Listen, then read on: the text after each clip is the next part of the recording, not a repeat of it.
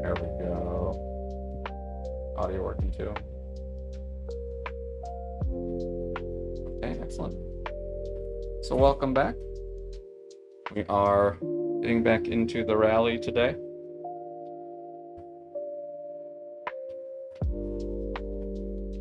Also updated a number of things for streaming, including a nice new camera holder. See how bumpy it's going to be. Hopefully should be a little bit less wobbly when I'm working on the table. Unfortunately, I couldn't update them. Unfortunately, I couldn't update my splits with the correct time from yesterday.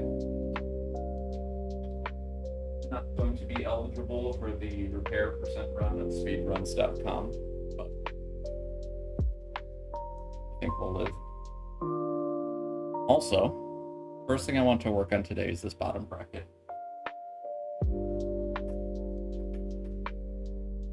And this bottom bracket is where your cranks, pedals, the levers on your pedals. This guy right here, this is our crank. These attach on here. So this is one of the biggest points where you have a lot of weight on your bike. You stand up on the pedals, putting your entire weight onto these cranks. But it also needs to be able to move very freely. Right now, it moves very poorly. And this is a sneaky spot on a bike. With your wheels, if you are coasting, you can like feel the friction in them. Anywhere you have friction is going to slow you down. So you can feel those a bit. This guy, when you are coasting, you're not pedaling. This isn't moving, so you can't feel that friction. If you pedal, you're putting easily 100 pounds of force onto that pedal. You don't really feel the friction when you're putting that much force on it. What is there? It is eating up all of that energy you put into the bike. Now, when I bought this bike, they said they'd had it tuned up about 5 years ago. And both of these hubs on the wheels seem to be in pretty good shape. This guy down here has not been tuned up.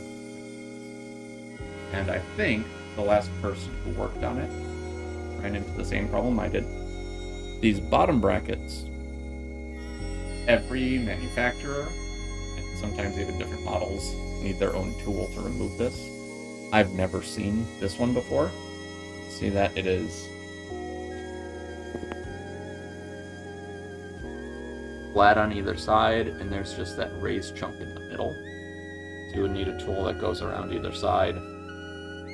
I don't know that they even make this tool, and I'm positive I will never use it again on another bike, unless I happen to find this exact model again. So we're going to be just trying to jank it up a little bit. I think I can tap it out with a screwdriver. It also was very frozen in there, so we got some nice liquid wrench, essentially. It's a very, according to the Home Depot man, very, very thin oil. And I know I've used like liquid wrench in this directly before on these parts, especially when they're rusted in there. Going to help it be able to move. I also tested and double checked online how these are threaded, because there are a few random points on the bike that are reverse threaded, and that'll give you a bad time if you're trying to loosen it and you're actually tightening it. Everything I found said the English style, which this is an English bike from the 70s.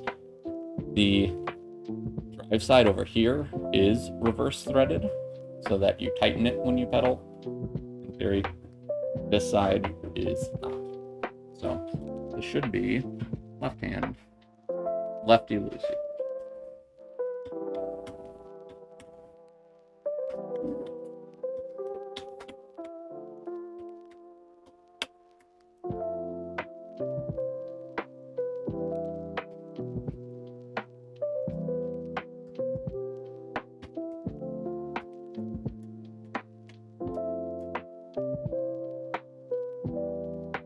And looking at the threads, it does look like it is not reverse threaded as well. Spiral out this direction, so twisting in that way would push the threads further in, and twisting this way would be pulling the threads.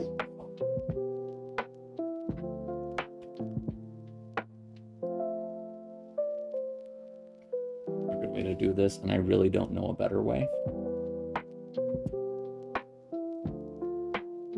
This is a good steel thing, and I'm not leaving any marks, so it is pretty happy. It's just very, very stuck.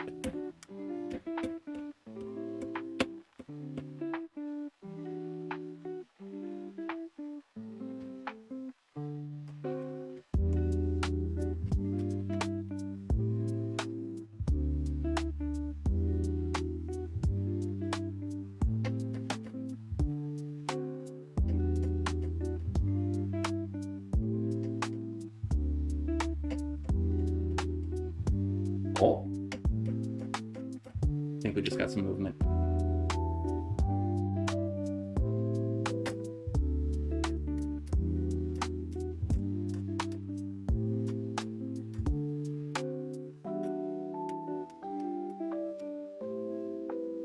Mute for now while I hammer.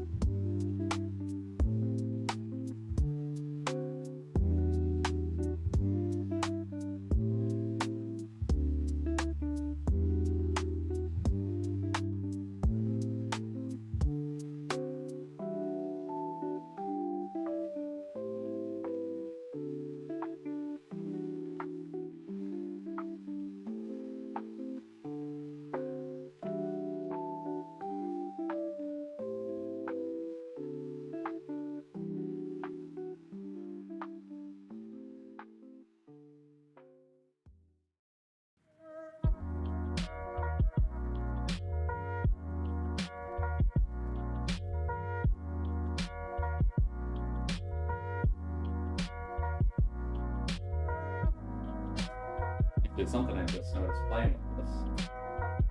This was way over tightened.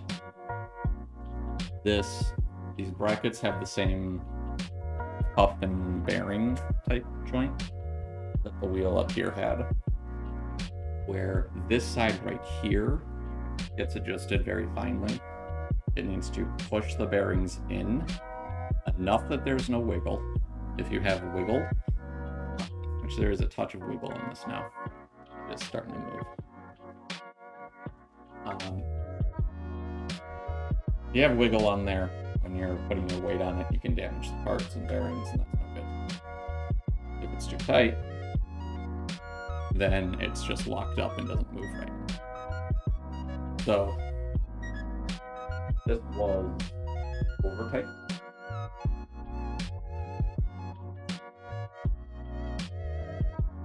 Let's hit it with a little liquid wrench again now that's moving a bit. But this thing down here is moving, so it feels very nice now. It is able to move. Oh, and there's a baby. First kitty sighting. See what she gets when I'm working with the hammer. She doesn't like loud noises, so I don't think she's going to investigate too much. Oh, stretchy time. Very good.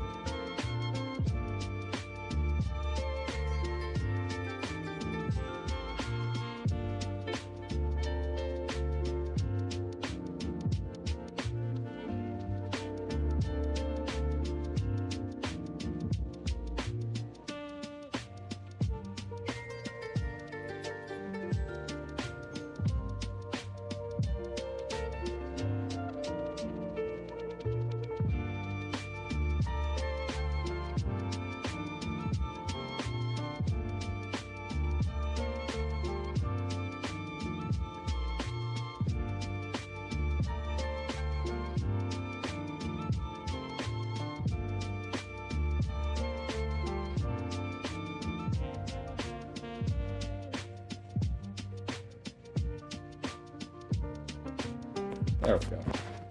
The camera disconnected there. Back. I'll go ahead and mute again while I tippy tap this out.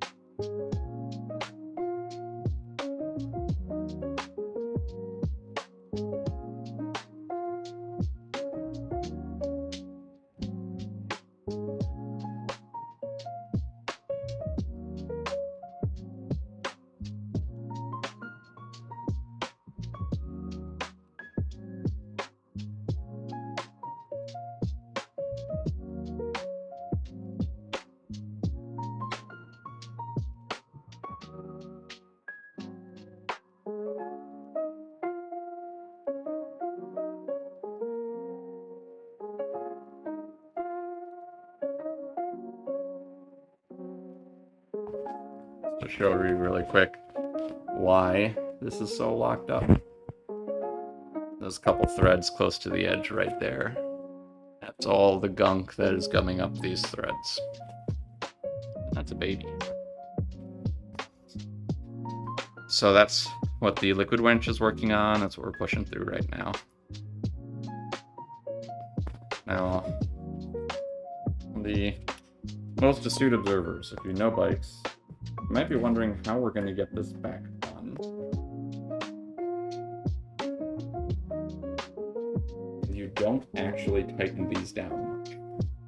This is only tight because of all of the gunk. You do this finger tight, calibrate it exactly where you want, and then this lock ring goes on it. And this is what really holds this side in place. Keeps your calibration. I don't know if they just did this wrong, or if this hasn't been done since 1978. But we'll see. Back to hammering.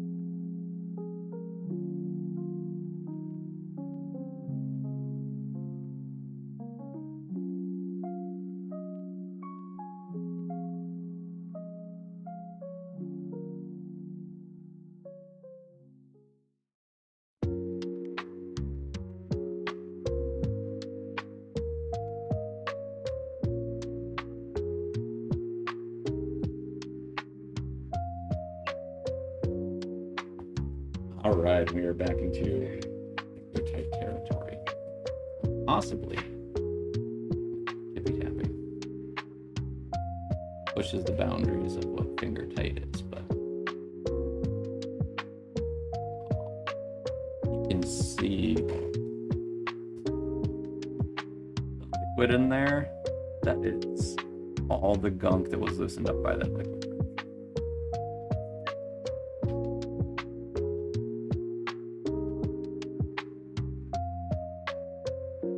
$5 well spent. All right. Let's see what these bearings look like. Oh, there's a couple.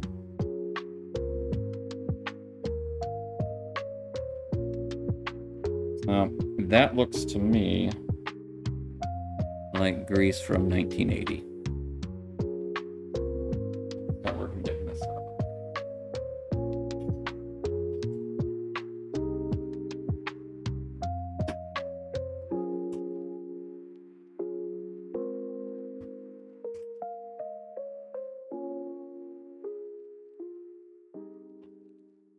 Those pieces are soaking. If you look down in here, those are the bearings from the other side. There are 2 sets of bearings. One goes right here, one goes right here. This other side is actually another cup. I'm gonna look at it. I don't know if we're gonna remove that one. The cup on that side just goes flush. It's really annoying to work with when it's fully installed, but it stays fully installed. You tighten it all the way down, so that one might be tough to get out.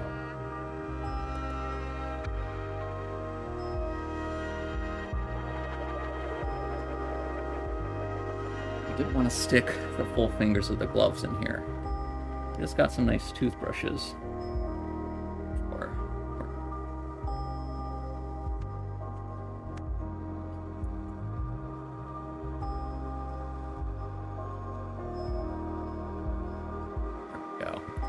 And that is so much debris in there too. That is incredible.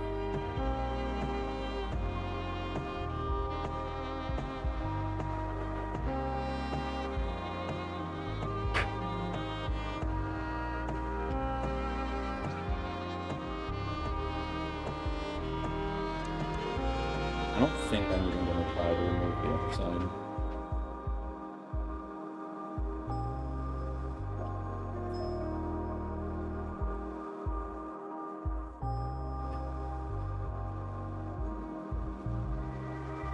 I'm gonna get something to put down underneath.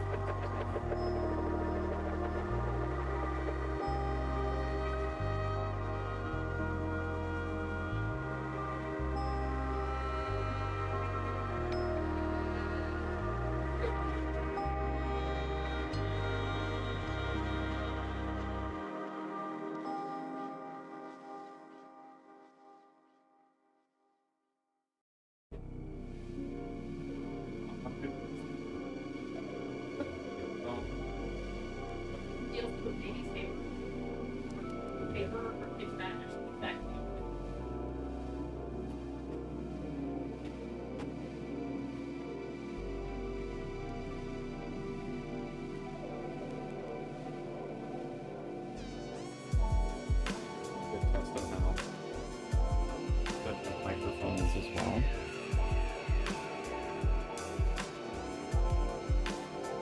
I'm just using Simple Green for cleaning. Simple Green is amazing.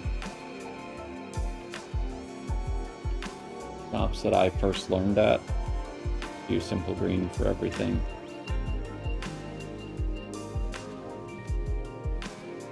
It's a really good degreaser. It is non-toxic.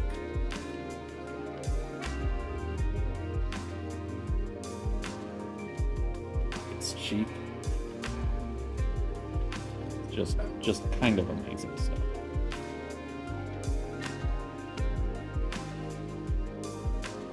That I don't understand at all, despite having a degree in chemistry. I guess technically teaching chemistry, but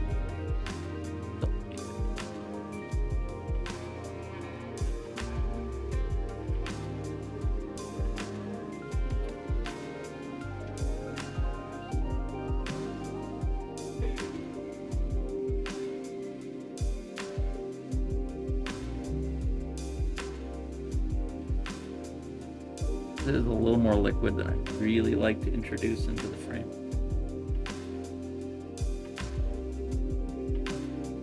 This is 45 years of gunk. Don't really have other great options.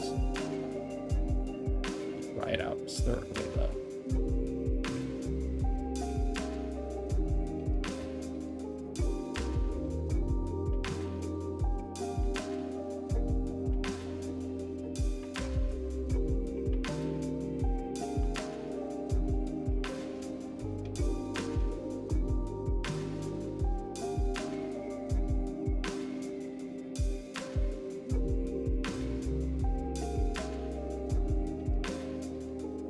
Baby, no, you don't need to investigate that.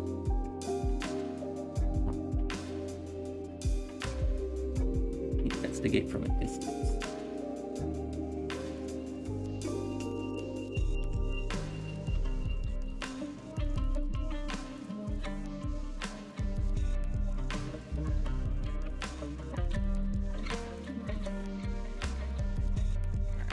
This is just a little Scotch-Brite pad. Don't trust anything more than that to not mess up the paint.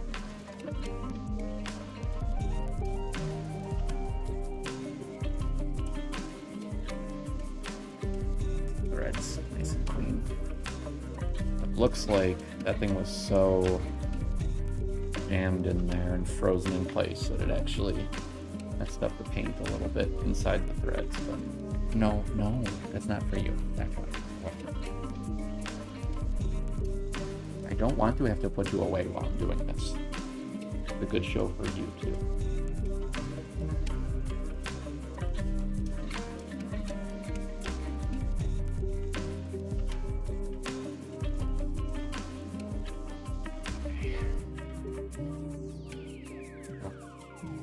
Clean them either way.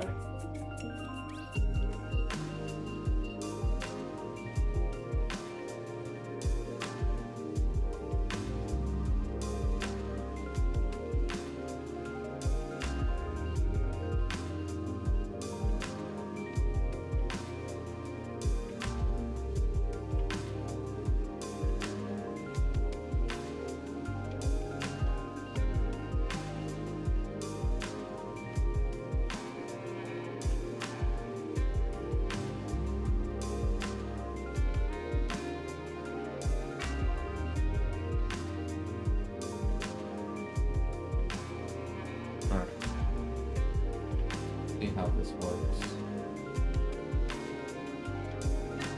So it's no longer connected to the table. I'm hoping it'll be a little less bouncy.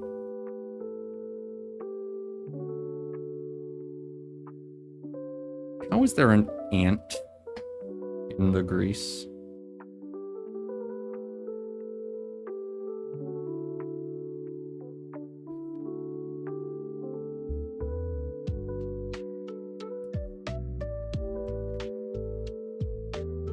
This guy is completely off now.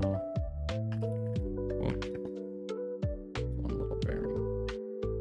Not too far. It's not too bad. While they are have grease on them, especially the old grease, they don't really run very far. So this right here is the cup. And this, the way this works, the bearings go inside that round bit right there, right on the inside. And this goes inside and sits right on top of the bearings. So it's got this round spot. That right there, that little interface, those bearings holding this centered through that piece, and this rolls around on the bearings. So this is connected to your pedals. As they turn, this turns and rolls back and forth on the bearings. So this is a really important spot.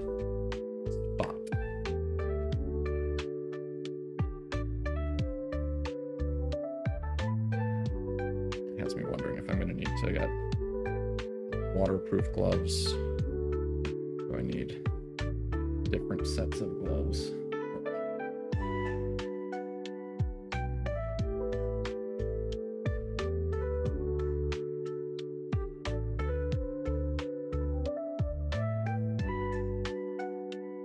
One of the things I love about working on bikes is it's very, very tactile.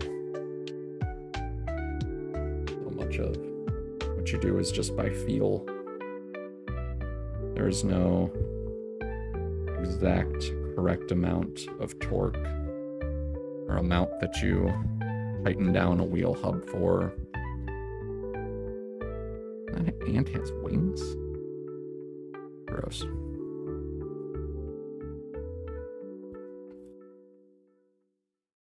I do like bugs, but this is not a place they should be.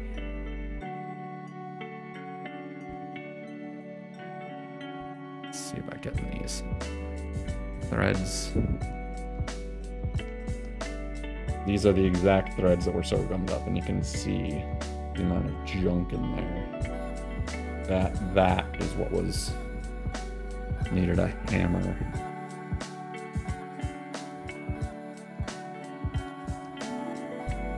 Didn't want to let let's release each other.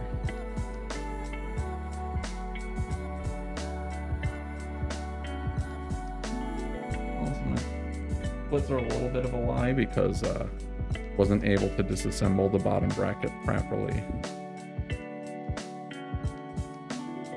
Needed some more tools. Mostly that liquid grease. I think liquid wrench.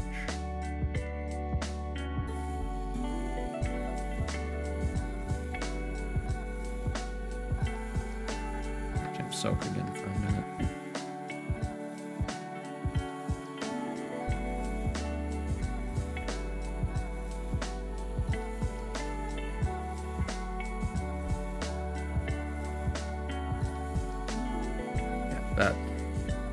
That is not what grease should be like.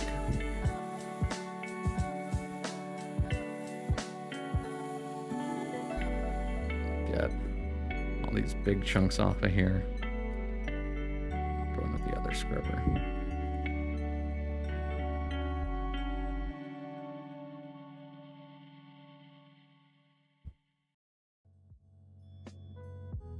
This playlist is really great. Did I say that already?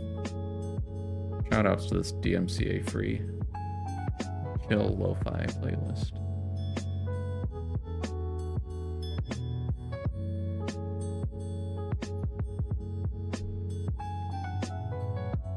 In theory, the scrubber should not be rough enough to actually damage the metal.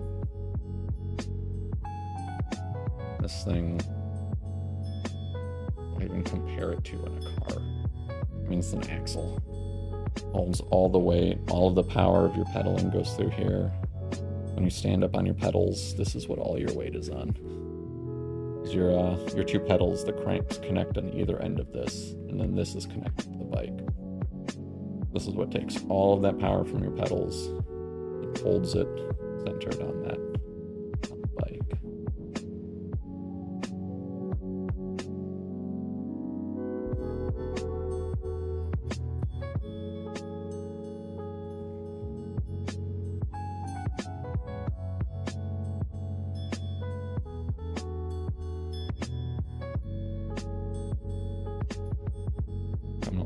Good. Man, that's really coming along nice. 45-year-old piece of steel. You can see the machining lines on it still.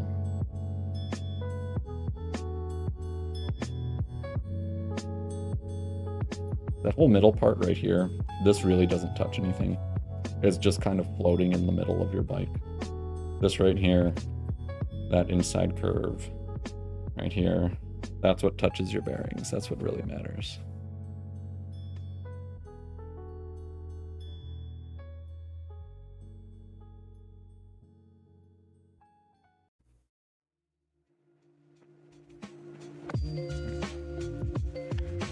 I'll leave that to soak. I'm not too concerned about the bearings. I'm do with those, they'll soak a little bit. Yeah, put them in a piece of cloth and rub them around a little bit, and they clean up just fine.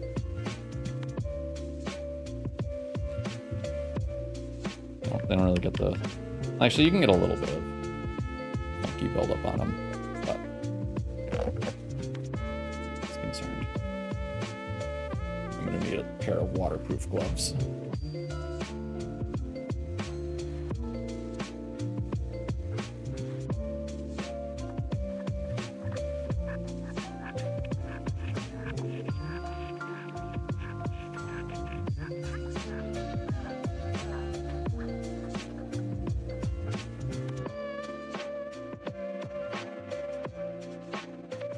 Spin the bike around.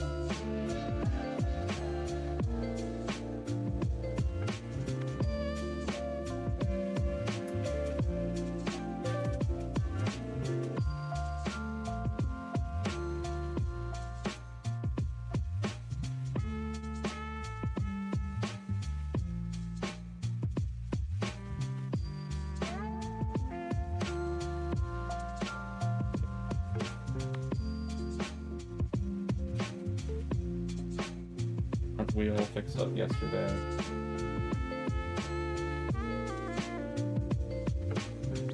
think the really good metric for how finely it is, how slowly the keys turn before it's stuck. How much of that rolling friction it's able to overcome.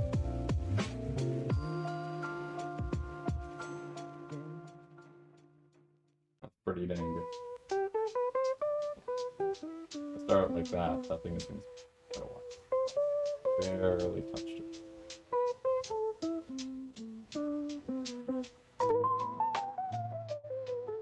Hanging and touching.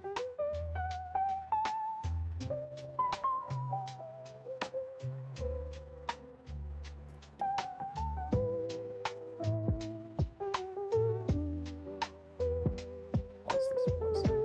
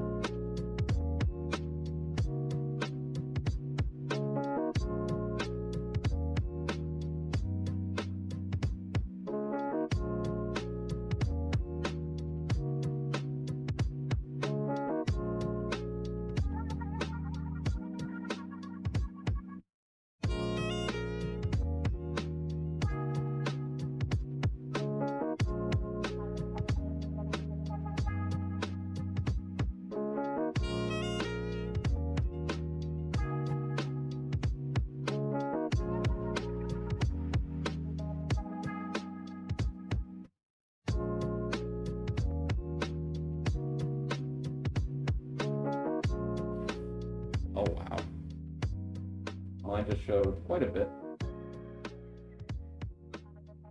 I don't think I either. Oh well. I'm gonna go check for a chain tool real quick. Chat, why didn't you let me know my screen was frozen? So what we're doing right now, this side of the bottom bracket, the counterpart to our other side that I had to hammer with the screwdriver to get out. This side is always installed all the way in flush though. Much like when we're doing the wheels, we don't actually like take everything off of both sides of the axle. We only do one. This is the same thing. This side generally stays. I'd like to pull it out to clean it. It's a lot easier to install everything when I can pull this side out too. But this really looks like it probably isn't gonna want to come off. I gave it a little liquid wrench. We're gonna try a few tippy taps. See if it wants to come off. I have an idea with a wrench too. I think I could. I think the way this works. My wrench isn't quite big enough. I think an even bigger wrench though, you could actually just kind of put across here and turn. We'll see. I might attempt that. This side doesn't have to be. And you know what? If I remove this kickstand, I'll be able to clean all of this easier. So we're gonna do a couple little bits of cleaning. I'm gonna get this chain off. The chain looks pretty new. I think this is probably installed when they did the tune-up 5 years ago, because it's one of the few things most people recognize and can tell that you did. I do not see what's called a master link on it, which is an easy way to install and remove a chain. I'm gonna have to break one of these. It isn't that hard or bad. So I'm gonna go ahead.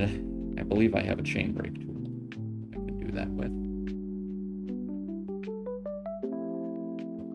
That, and we're gonna remove this.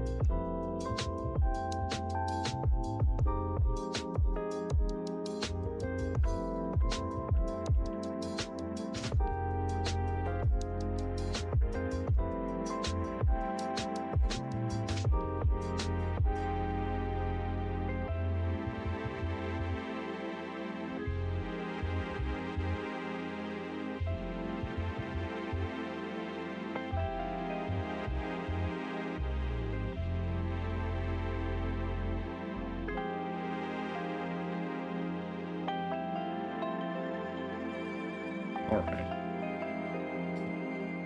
Got my bike multi-tool. This is extremely handy.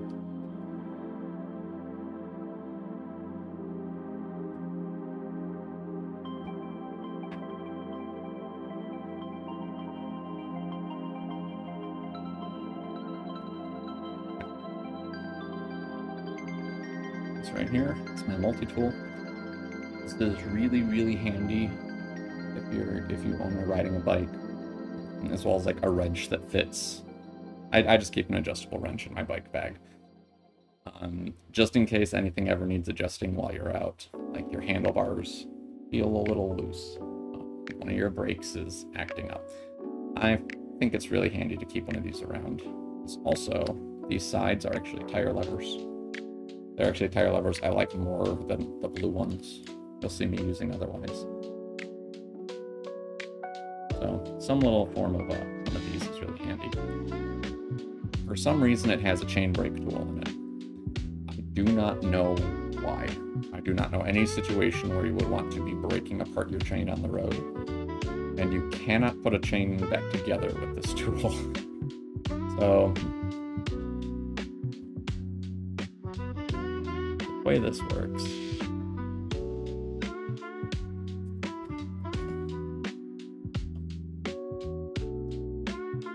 The link gets nestled in down here. There we go.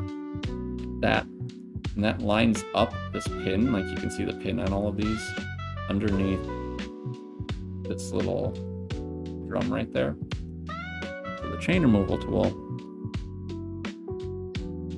is going to push that pin out. Try to keep my hands out of the way to show it as much as I can.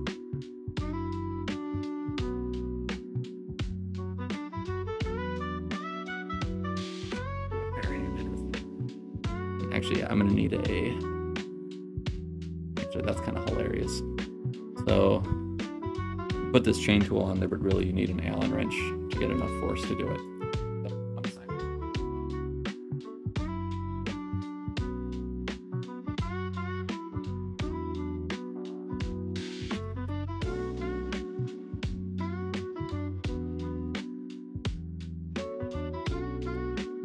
Not the most convenient, but it saves me buying another tool.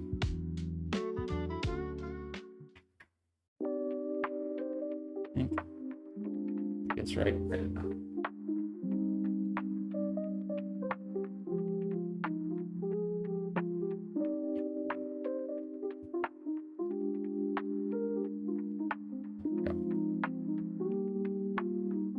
Now if we watch right here, the side is pushing in on the pin. You should be able to see it start popping out on the right side.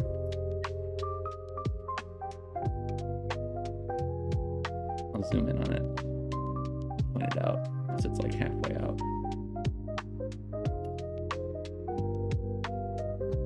Right there. That is the pin like this being pushed out the bottom of the chain link.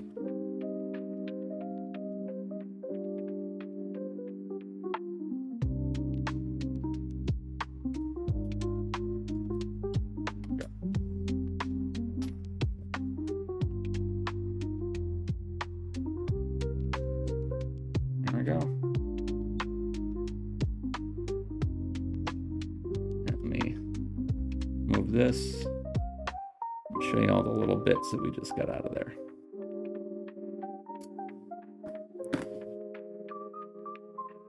And here, there's the little pin in my hand. You can see now in that pin is gone in the chain. Boop, and it pops right out. Now, I'm not going to save this pin. I'm just going to get a master link because it is far easier to work.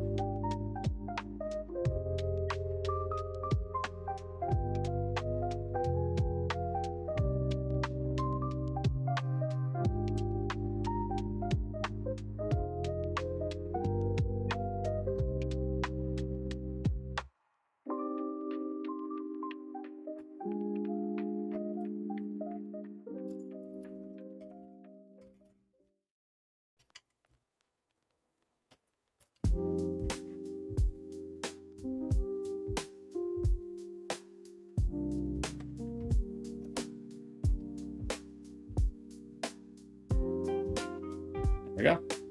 Chain is off. Yeah. And those are our two loose ends now.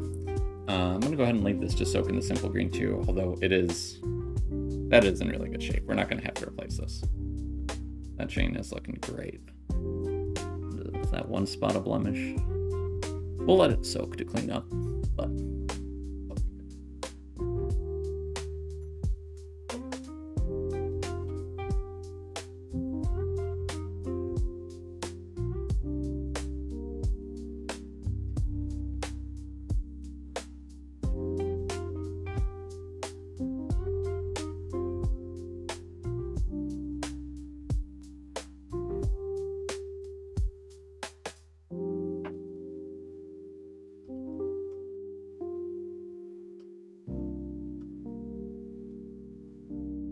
be a lot easier to remove once the rear wheel's out. I want to remove this kickstand. Just for getting a little cleaning down here. That's also going to be easier once I have this cable done. I'm not scheduled to do that quite yet. Let's just do some rear wheel work.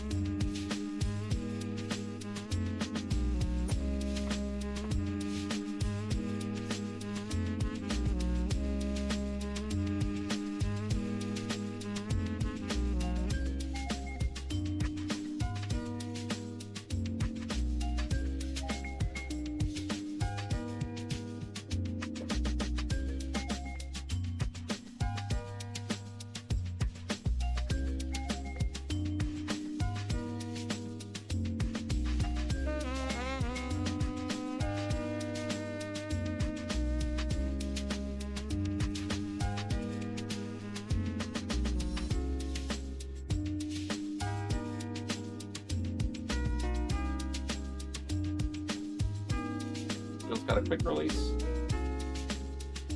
It's gonna come off nicely.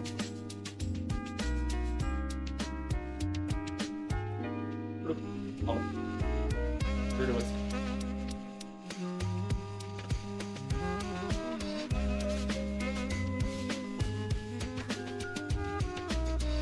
Checking out the view level.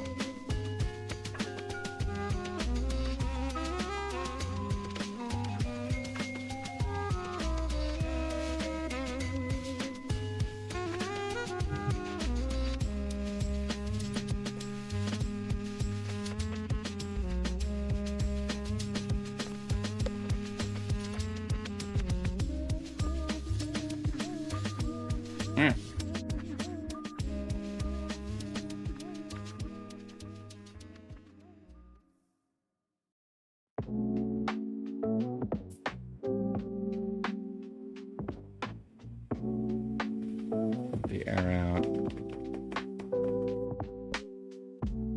So funny the things that get maintained on the bike. The other one that I have up on the wall.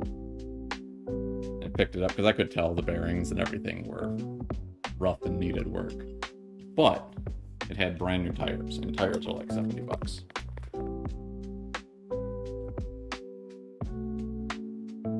No, when I got into it, all they'd replaced was the tires and the brake pads on the rear wheel. Everything else was a mess.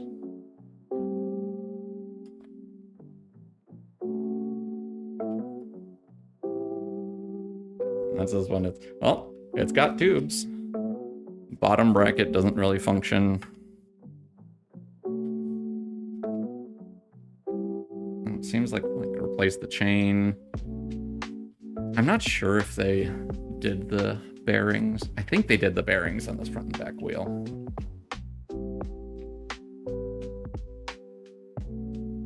Not sure. But then the brake pads are still from 1970.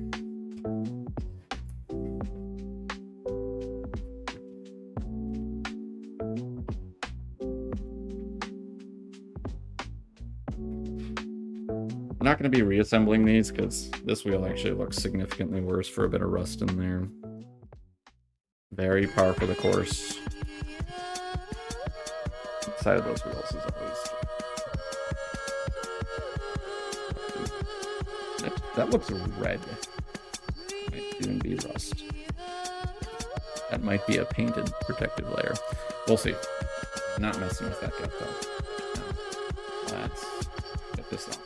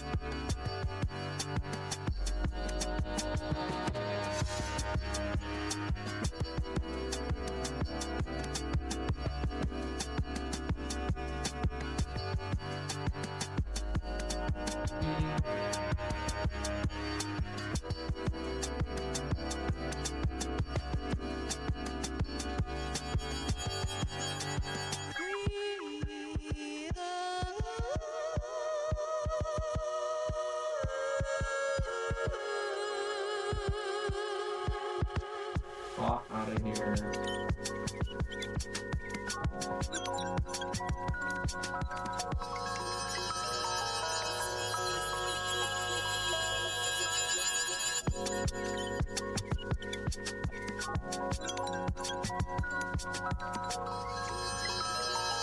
Alright, let's see what we've got here.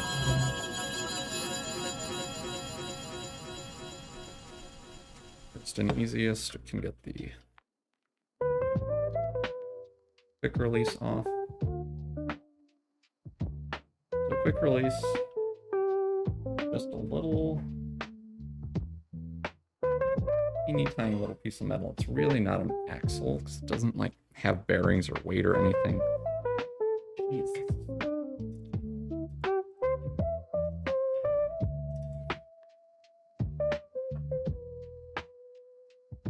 I was hoping I'd be able to just skip the cleaning on these, but now that's going to need a soak.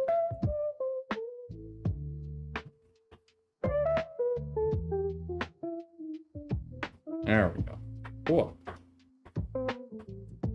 Okay.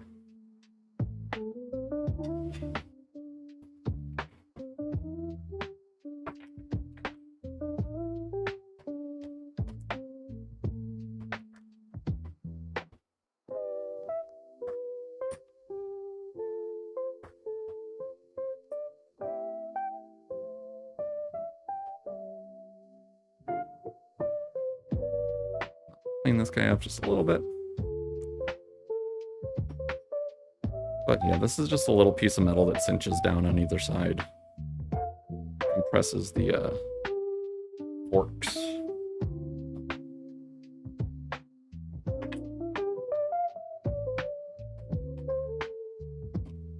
Not super interesting. That is a beautiful freewheel. They must have cleaned this up. What the hell did they... So, that does save me. I don't know how they did this and not the bottom bracket, but... So, cassettes are tricky because they are... No, they're not reverse threaded. So right is tight, which it turns that way. Left is loose. You can hear that clicking. This is a freewheel, so this is designed to just spin. That's when you coast, you'll hear that clicking on your bike. You can't pedal backwards on bicycles unless they're a fixed, which I don't recommend. So you need a special tool to get in there, and much like the bottom bracket, feels like every single one is different, and it's a huge pain. So we're gonna leave that. That does make it such a pain to get there. We're gonna get everything out. I have to take that off. I'm gonna have to just run over to a shop with it.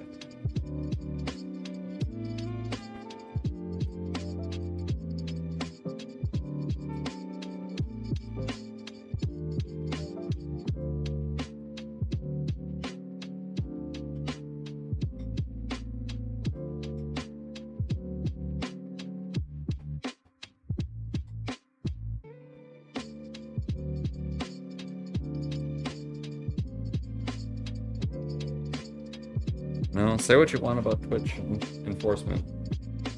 Those people selling view bots, they act on that immediately.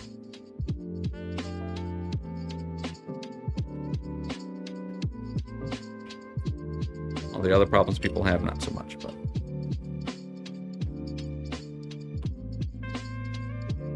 Alright. I think what I'll do is, first thing I have to get off is this bolt right here. Just like with the other one, we don't disassemble both sides. And the rear wheel's easy. This side you never disassemble, because this side is measured to go through the whole cassette right here. The spinning guy is called the cassette. So we'll see once this comes out. This side of the bolt's a lot longer, and you don't want to throw off that measurement. So this side will be staying the same.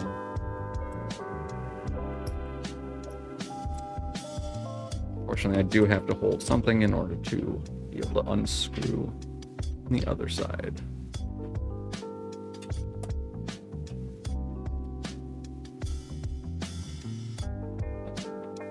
Hopefully that holds. There we go. Excellent.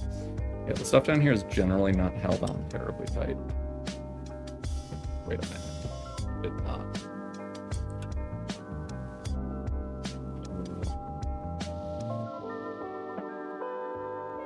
The other side moved.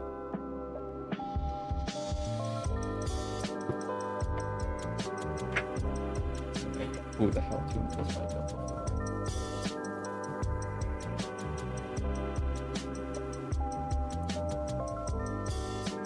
Alright, let's try it this way then.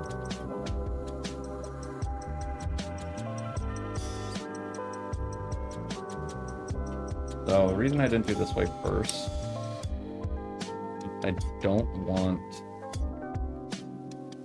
to use the cone one as a brace if I can avoid it, because that can just kind of brace against the bearing.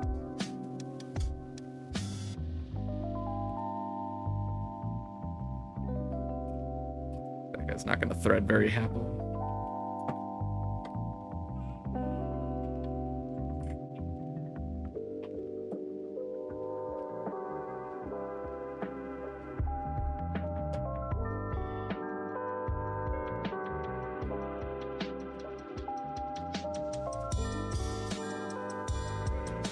Now, I think I'm actually going to get my other bearings out first.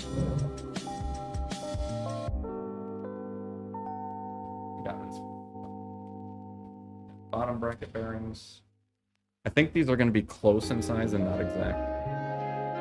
So after I pull that out, we're going to get all those bearings popping out.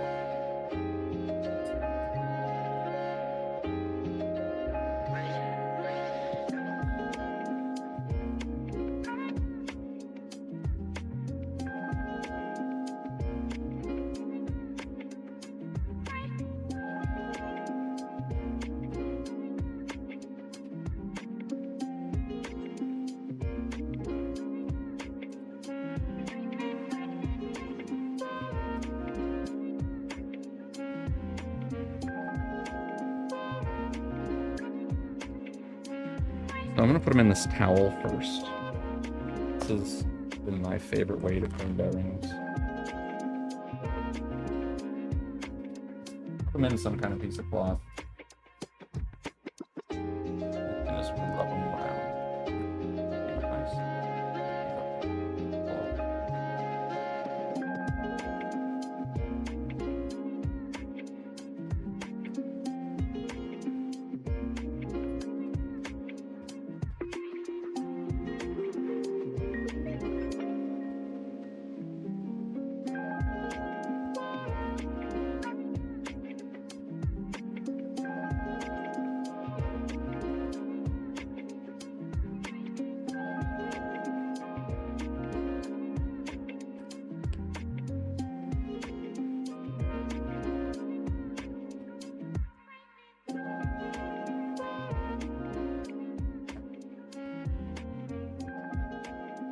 Should be a nice even number. 5 and 5. 7. I think I got one more hiding.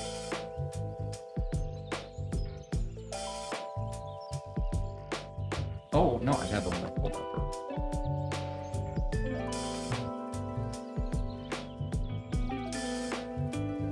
11 on each side. Doesn't really matter, you just kind of pack them in until they're done. As long as I have the right number for both sides, it should be fine. You can see there's a couple have a little bit of funk to them.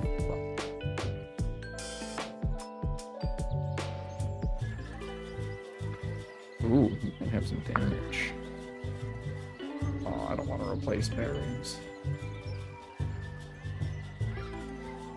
Let's see how they look in the polish.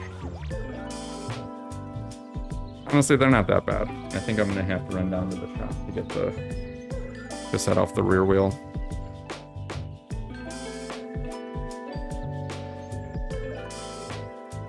So if I do have to replace it, it's just, they're all pretty standard size.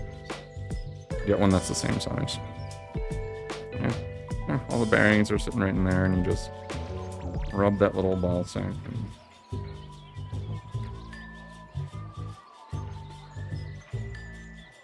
Okay.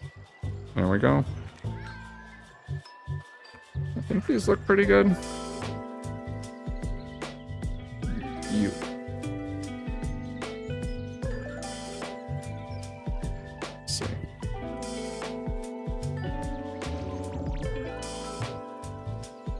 One of them looked like it had some marks. And with how poorly adjusted that bottom bracket was, like if someone had actually tried to ride that, I think they probably would have done significant damage to the bearings. But these are some nice little chunks of hardened steel, so they tend to do okay. I think it's just a little chunk of hardened grease. One of them looked like it almost had like the red marks on it, which I think is one of the things you might start to see if it was very poorly adjusted and then you throw 150 pounds of weight on trying to pedal. I think those look pretty great though. There we go. That's the bearings. That's what's going to go back in our bottom bracket. While we're here, let's finish cleaning that up. Actually, this grease might be ready to come off. Yeah.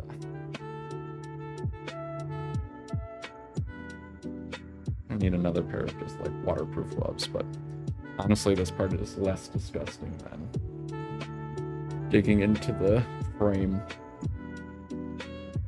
40 years of build-up and 40-year-old grease. I can't believe there was an ant in there.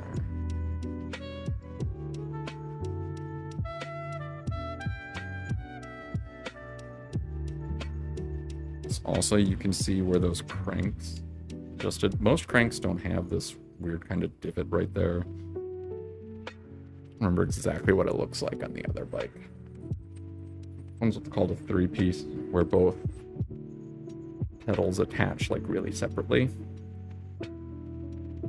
This is where, when I had first been moving, the very first things that I moved on the bike were this, because I didn't know how this worked. And so I started with that. So this pin functions with that divot. So this goes through here,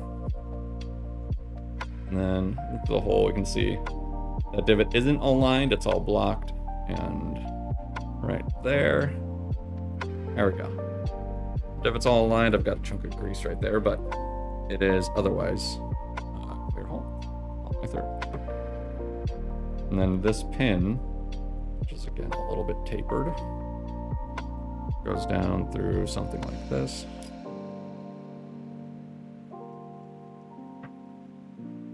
Go through one of these sides. But that goes through there, and that wedges in and stops your pedal from spinning around wildly.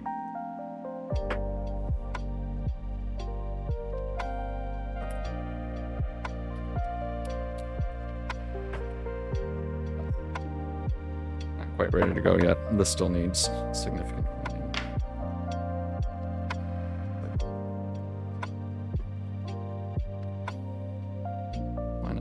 a little ADD.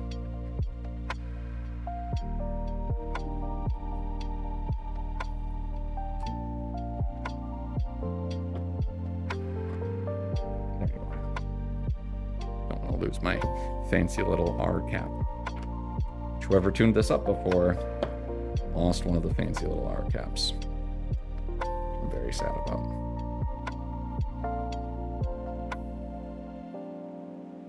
Actually, there's some rust spots on here too. I'm really hoping this little just dish scrubby can actually get that off. I think that looks promising.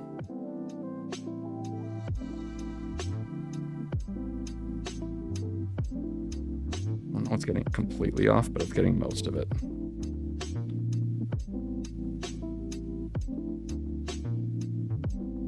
That's really good. Okay.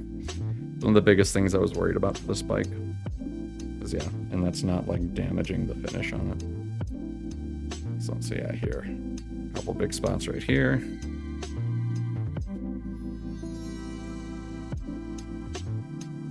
They're still big, and I have some other stuff when afterwards if I want. But that removed a lot of the spread on them.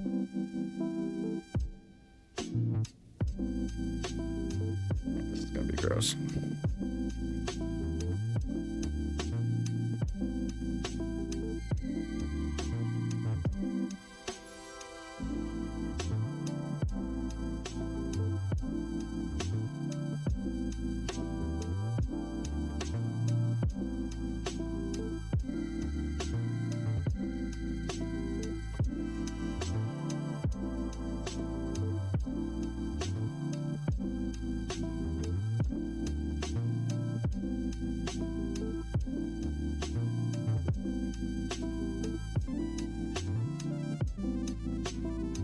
There we go.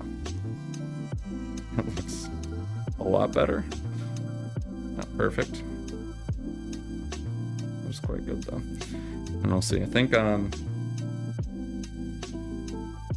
these pedals I really don't like. I would just replace these for myself.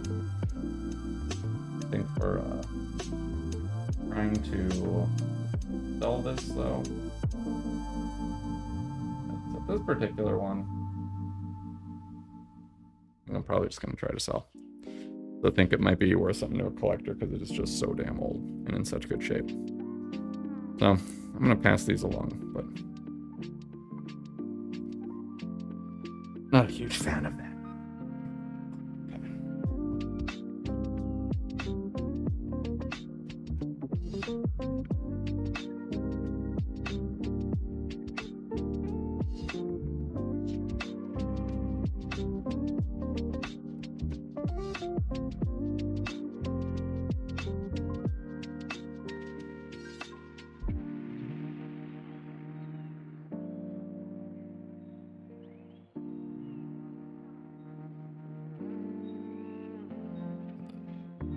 I don't like the machining on this middle part. It's just kind of sloppy.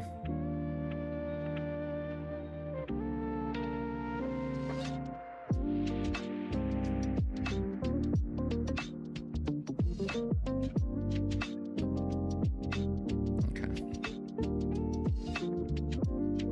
We tend to get some really heavy scored on grease in here. Again, this is where so much of your weight. You stand up on those pedals, all of your weight is going into those couple little steel balls. This little cup right here.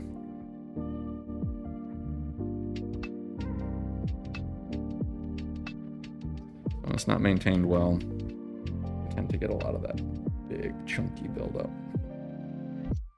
But didn't need to get out a whole ass tool to chisel it off, so all things considered, pretty good.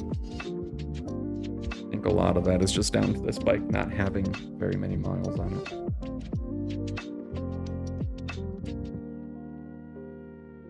I really like these threads to be a little bit cleaner, but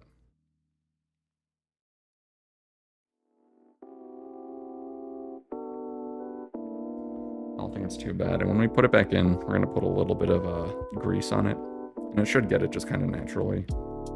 But that grease will help stop it from freezing up like that. Again, whoever tries to do this next time for the spike.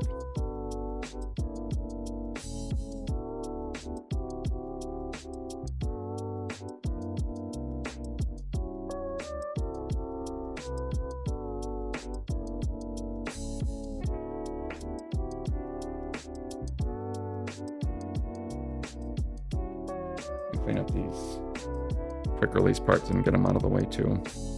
And that way, as I empty out the hub or the rear wheel, you can just go straight into here and not get mixed up with anything, which honestly it really shouldn't.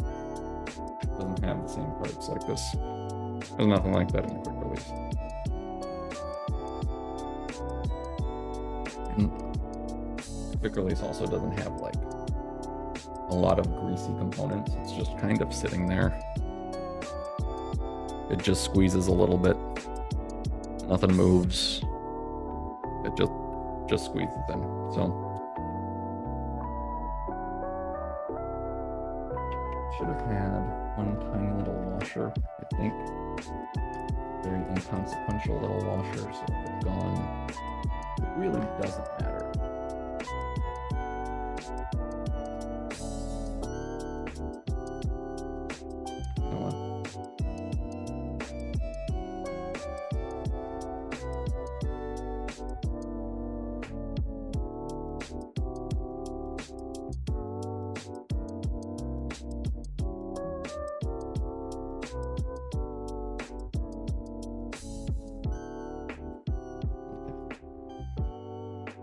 Reassemble-ish this guy.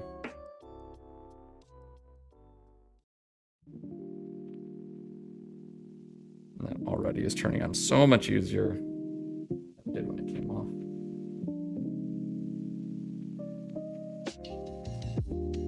Down a little extra far to clean those threads up a bit.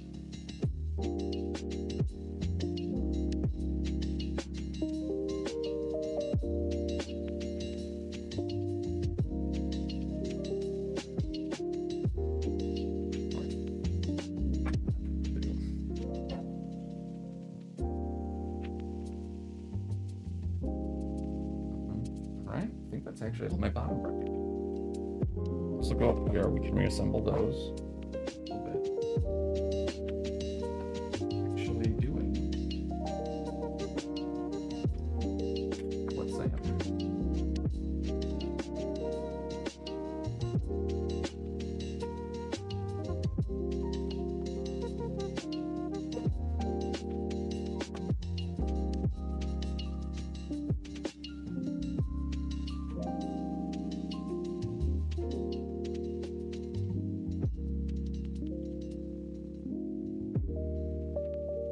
gross, so let's get the gloves back.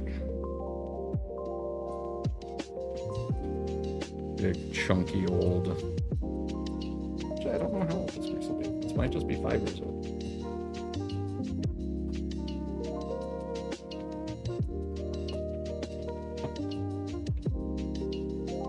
Now, that other one being.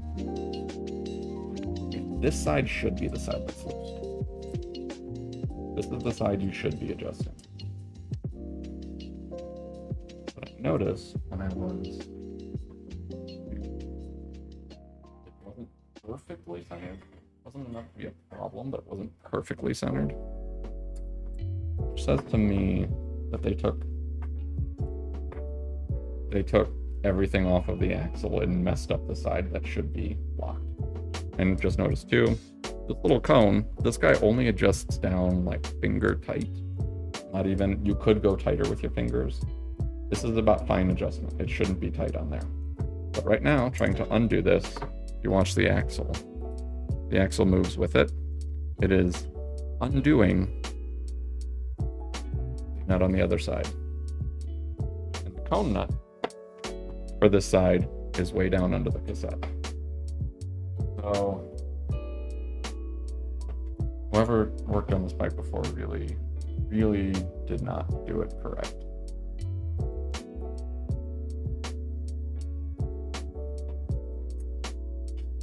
That should not be that loose. That should be very tight on that side.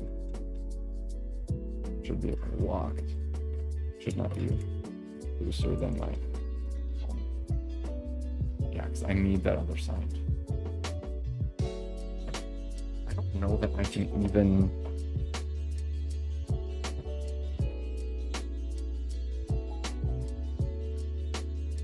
Because right now, this guy up top is just a huge nut.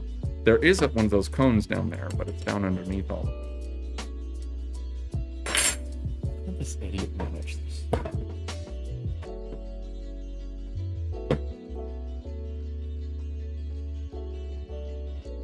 Let me take a look on this side.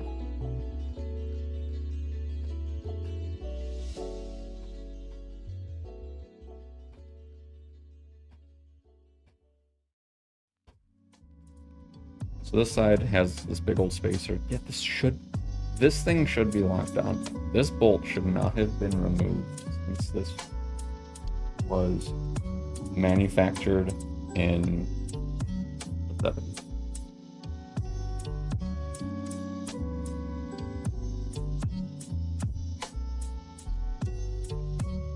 But with that does look like it's a pretty standard wheel. Just and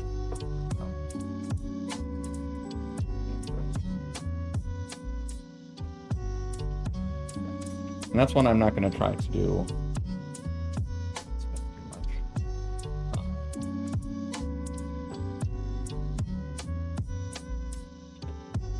Because I know a place that has the exact tool, and it isn't.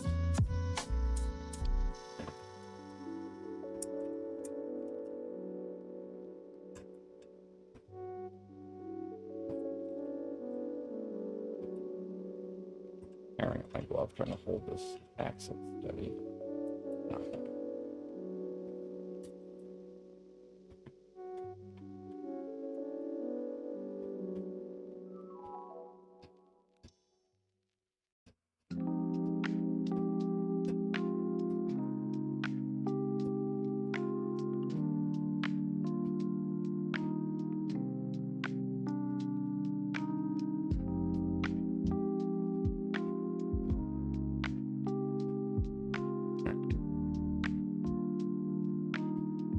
My cable cutter's not here till tomorrow. Could look at doing the thing. I could also just reassemble the bottom bracket. I think we're gonna do that. I'm gonna put this back together. Because the person who built this before did not know what they were doing, I can't actually get this apart without getting the cassette off first.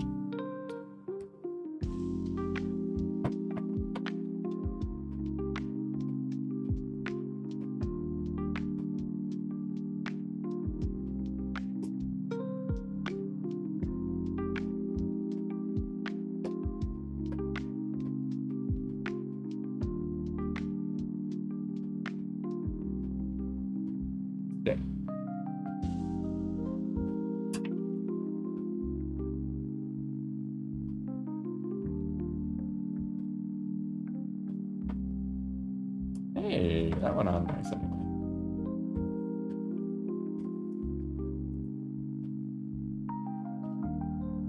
Front wheel did not, but that one did. All right.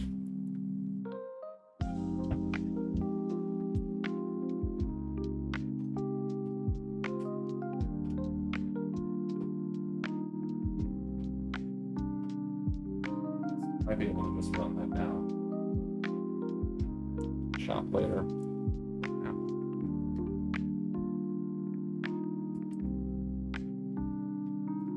Clean up last of this bottom bracket, see if we can get it loose.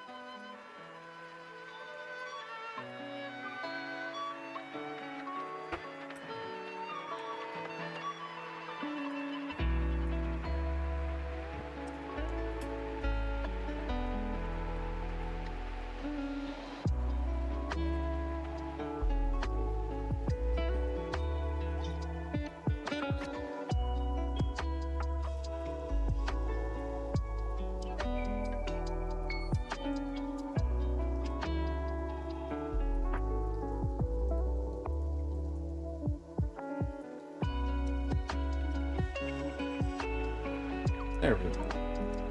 Okay.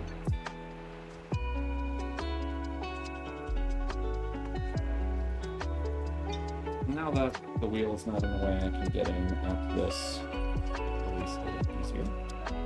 Take that off for a minute.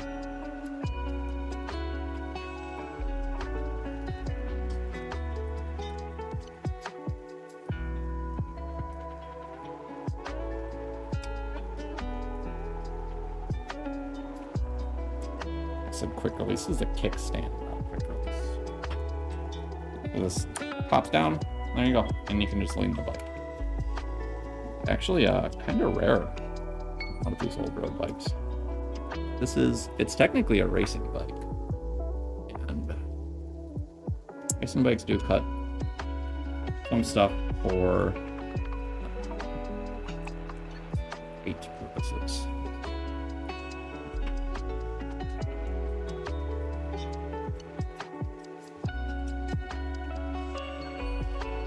But they were not quite as insane about that back then as people are nowadays. I really prefer these old steel bikes, the old steel racing bikes.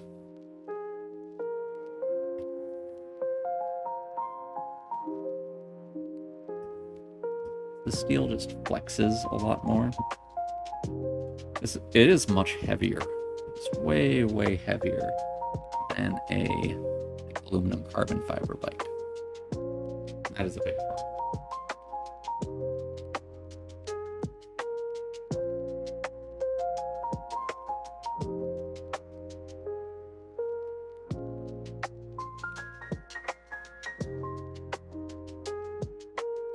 Actually, I think big problem isn't even the right term.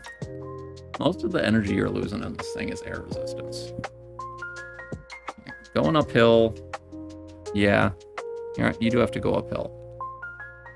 And you do have to accelerate the mass of your bike up to speed, too. You're mostly losing your energy to air resistance.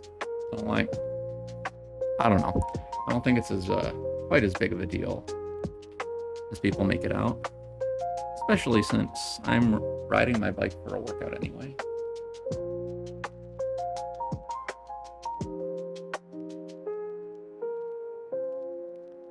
I don't need it to be... There's limits to how much efficiency you need. And with steel, the flame just flexes. Every time you hit a bump, the frame flexes and absorbs it. And I don't know the exact numbers efficiency-wise for how that kind of compares to an aluminum fiber, but I know you can feel it when you're riding it.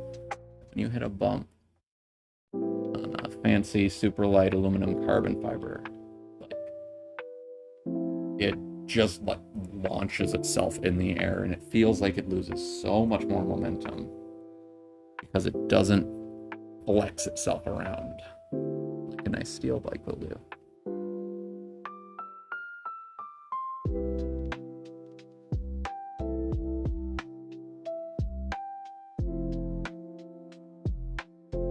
There we go.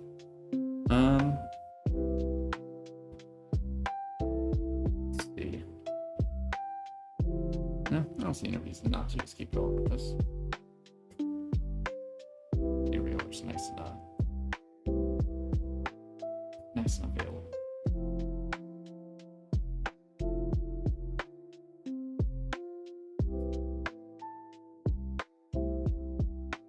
This thing is a little fucked up. This is another one of those I would consider replacing it if it is just for me.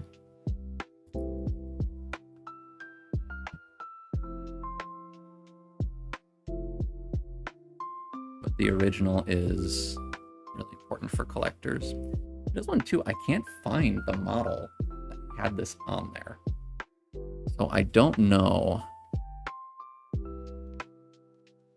if this is not original, if it has already been replaced, or if it is just from one of the missing years.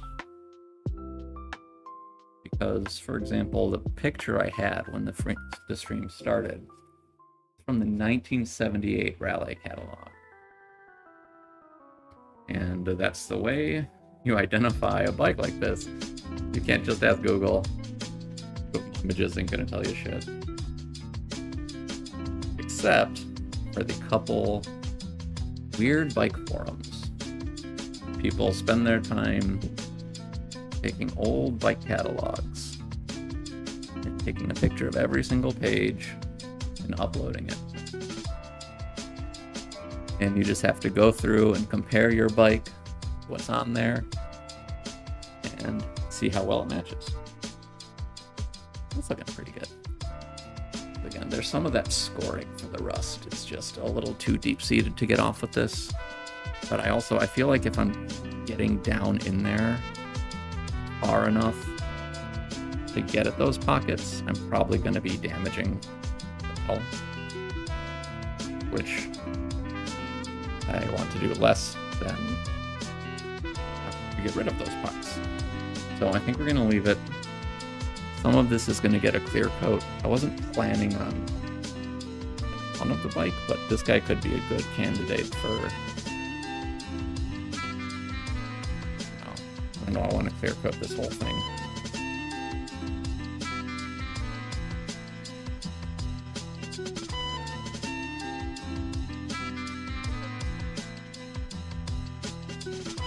Really just have a bendy arm, a Pixel 7 attached to a proper camera stand, and that's what I'm using for all of this, so I apologize for the bounciness. Actually, you know what? I want to make this taller.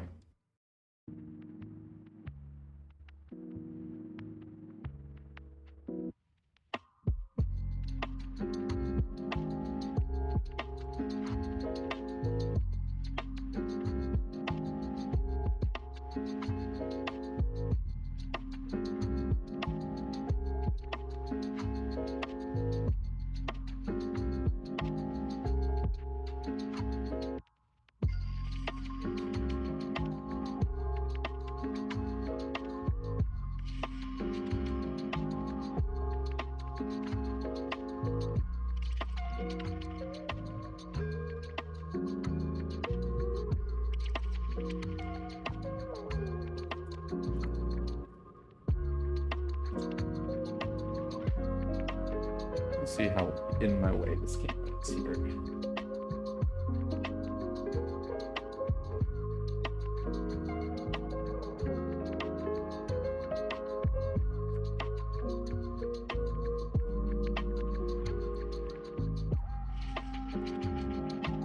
We want to minimize the liquid I'm applying for rust purposes, but like this is a little bit humid outside, we'll say.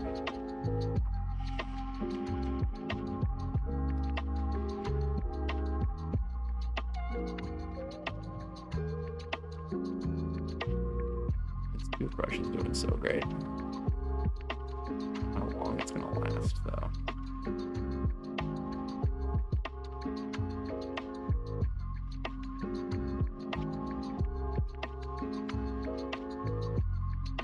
I'll actually brush my teeth with a toothbrush as well. Just like shoving it in there.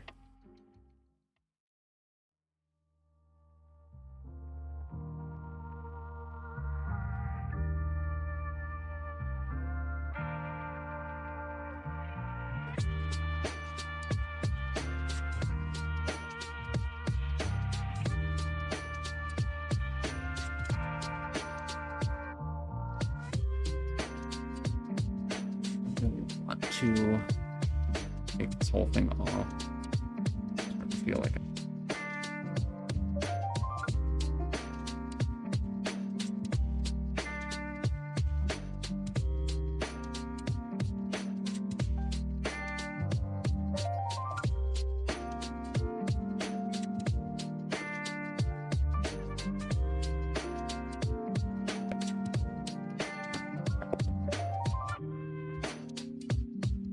so derailleur right here.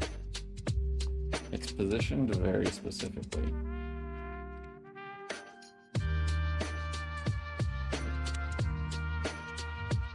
I'm reassembling the bottom bracket. This is going to go like right here. And this has to move back and forth and push the chain onto this big wheel or this lower wheel, or shifting. This thing moves forward and backwards like this, and that physically pushes the chain. So you really need this to be in the exact right spot. I've removed it on like one bike before and I regretted it. It's really, calibrating derailleurs is annoying in the first place. Trying to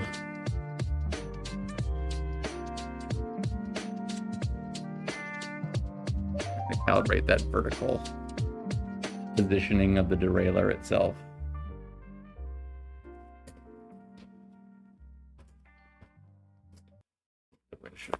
Side.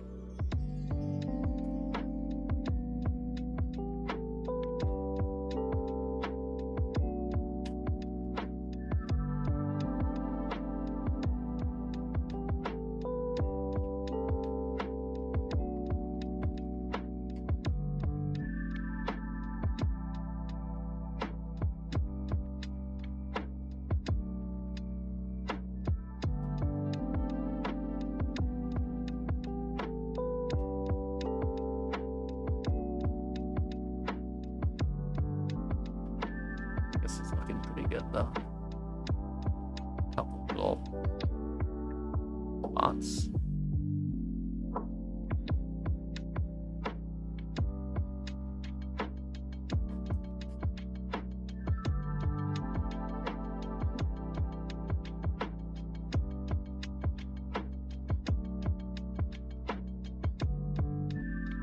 And when I'm adjusting this later on, we'll talk through exactly how this works.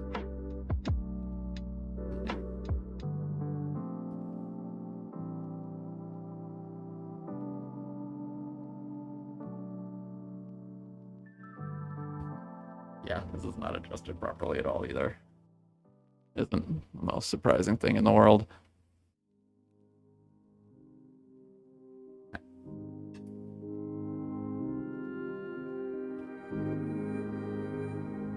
I love working on bikes. You never know what the hell you're gonna find. Some stuff, like my splits on here.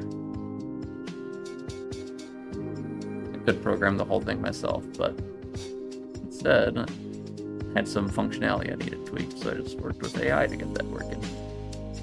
And we accomplished in half an hour something that would have taken me like 2-3 days of hard work. Sounds really nice. AI is very good at programming. It's not very good at biking.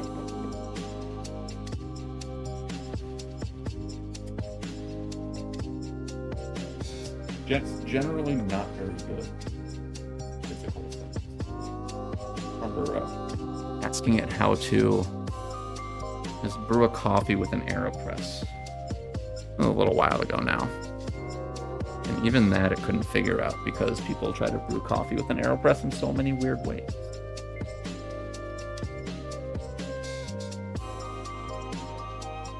Just mixing and matching all the different steps. And it couldn't keep track of like what was physically happening.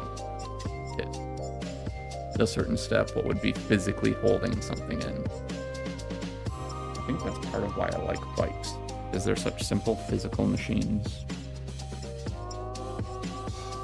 Where I don't even know what's wrong with different parts of it a lot of times. It's not something I've ever done or worked on before or been taught. You just have to think about it. Physically. And I just noticed, looking down here, this is how I was planning on patching some rust spots. Sand it down and then do just a little bit of paint over those spots. I think there was some rust. It's right here in like the main rust spot I found on the bike. So think they did patch up some rust down there before. Not quite as rust-free as I hoped it was.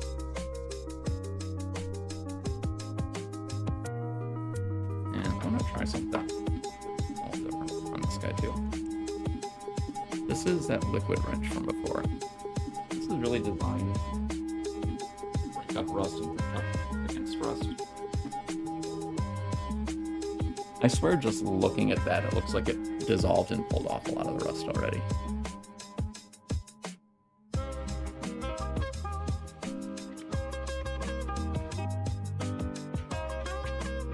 And I'd really like to get this rust off. I think, again, I'm going to be stuck at this spot where if I want to get down into all the little pocks, I'm going to end up having to do damage to the paint that I don't want to do. It looks so much better already. That spot was red like 30 seconds ago. Excellent, excellent. Okay.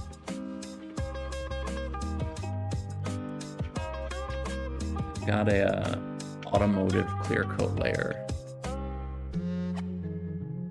that was again recommended to me by Mr. Home Depot. Really nice, helpful guy, Home Depot. I need to do that outside. I'm not spraying that inside. I have a little sandpaper thing. I'm gonna try a little more.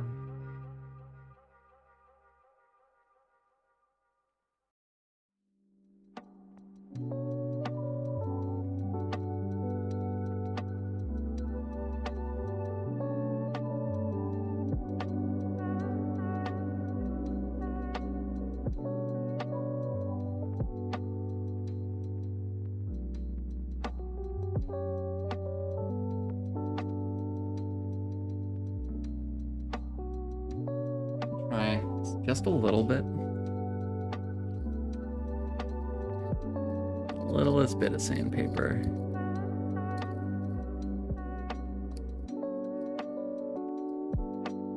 It is working beautifully.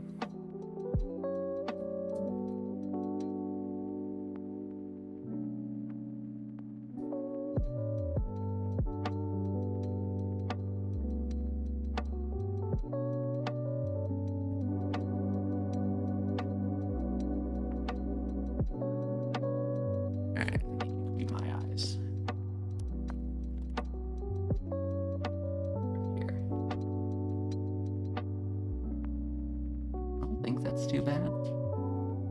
This red. Let's phone this. Let's get some more light. Yeah, that's red. Yeah, so we're gonna go through and sand that just a little bit.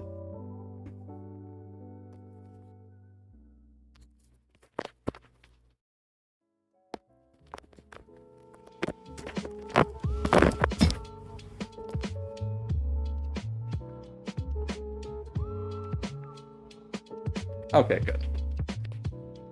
I don't really want to have my face on stream. Wondering. Could pause that, and that looks like one potential way.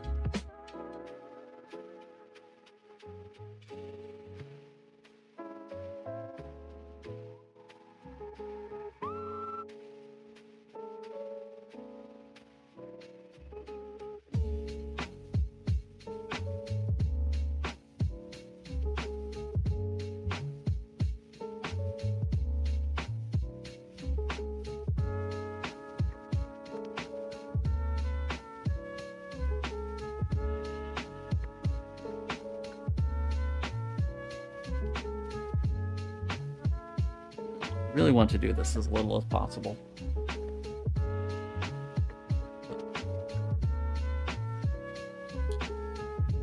That was pretty red down there. I really didn't take much off.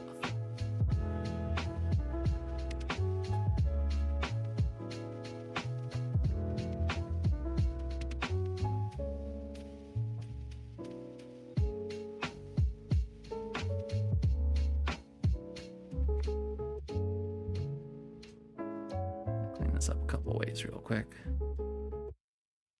Oh, simple green. A little water base.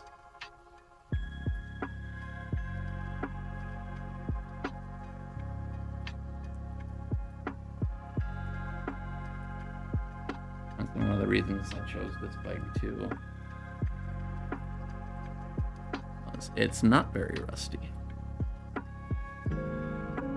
compared to the blue one you see on the wall behind right there. I think it's got quite a few random little spots. And these things really don't seem to care. My old 78 bike. It's quite rusty. And it went down its share of staircases in its time. Perfectly happily.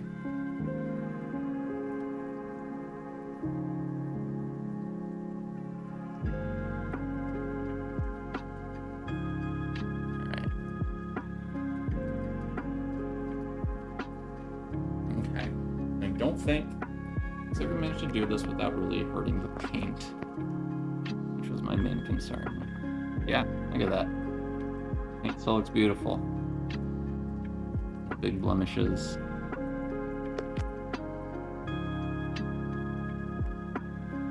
And underside is no longer red. Oh, amazing. Love it when a plan actually works.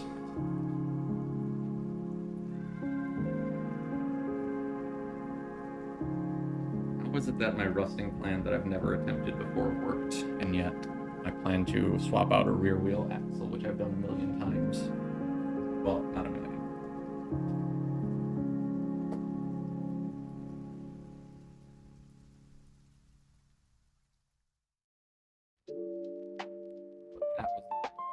That worked. Okay, so we're going to be reassembling bottom bracket now. Let's do a little bit more cleaning.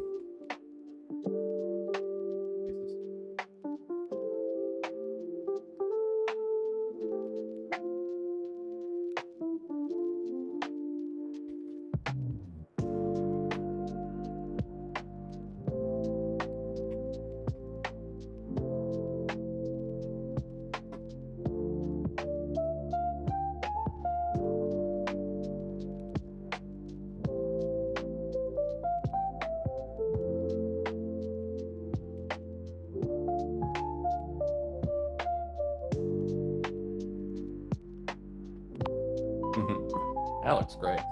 You know what? I'm gonna get some coffee.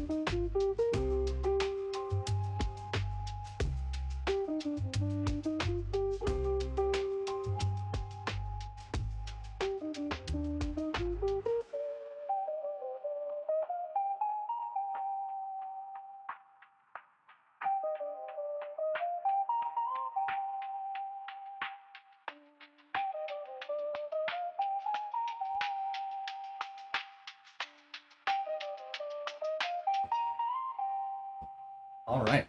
Hello all. We back.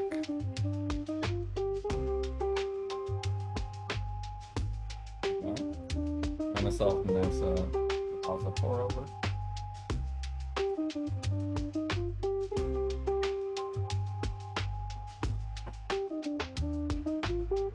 Let's settle into some cleaning.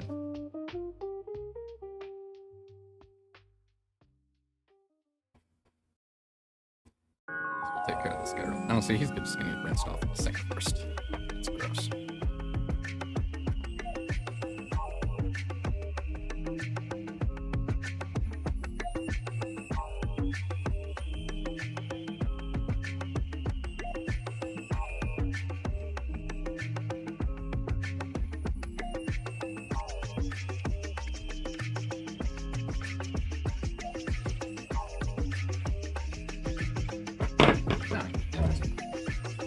Toothbrushes and a increasingly looking like single-use scrub pad.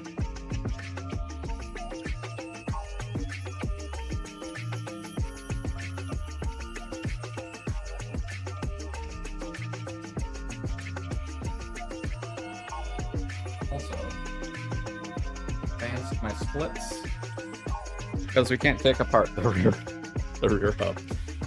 So that is 2 of the splits that got skipped because they couldn't do them and then got them completely out of order. So would have thought speedrun splits for bike repair wouldn't work flawlessly. Honestly, I'm just going to do this on the table. I'll clean up the table later.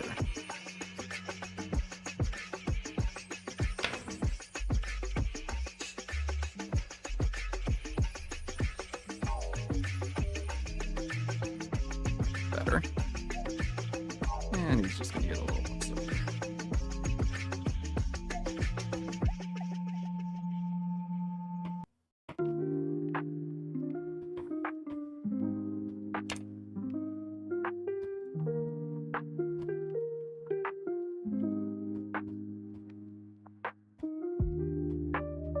The kickstand on this is nice. It's a feature that these old road bikes don't have. I haven't ridden this much. I started riding it and pedals were funky, brakes barely worked, so it was like, alright, I'm not gonna be taking this on the road.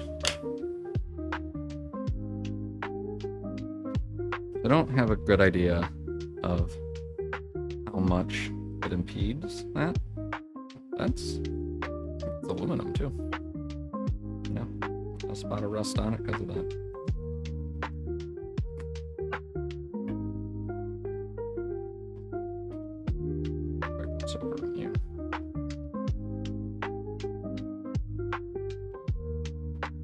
This is not a very high priority piece. This is pretty much just for aesthetics. Not like the bearings where it's really important. And yeah, that really looks like aluminum oxidizing. So most metals are gonna oxidize because oxygen is insanely reactive. In fact, we tend to forget. So when a metal's exposed to it, that's why it oxidizes. And aluminum, when it oxidizes, it actually makes a protective layer that stops it from oxidizing further. So that's one of the biggest advantages there is of aluminum. It's light, and when it oxidizes, it protects itself against oxidizing more. Iron is the opposite.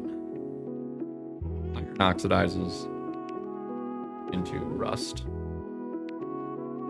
and rust catalyzes more rust. It makes more rust form more easily. That's what catalysts do, roughly speaking. That's why it's so important to really keep an eye on rust. And like these little pock marks on there, I really wish I could do more about that. I don't know if I'm gonna clear coat this guy either. I do want to try to find something that's a little better, but it also, I think this has to be like nickel plated.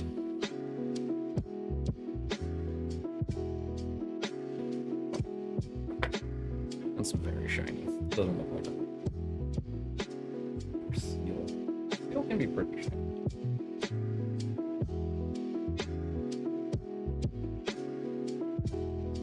I'm not a metalist.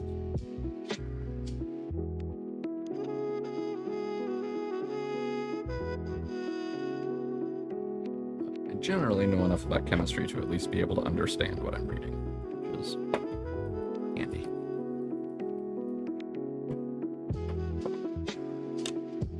Oh, this guy. Yeah. That whole table's all wobbly, but you guys. Would have thought camera stand would be a good stand for a camera.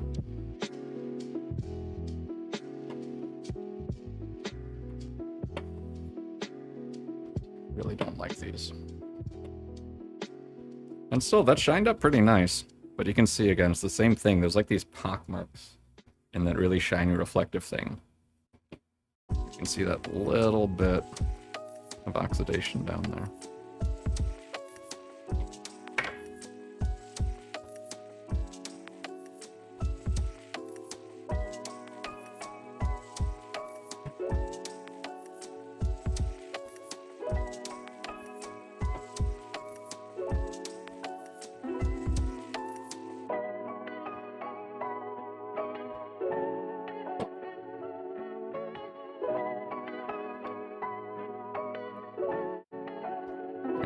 This rotates.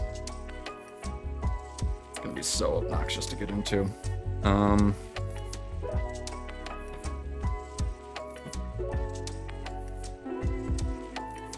Take this off. I feel like I should, but I don't want to.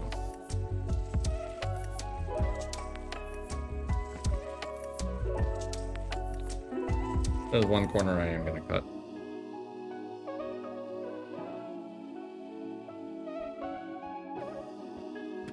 How much better I've done than the professionals that worked on this bike before.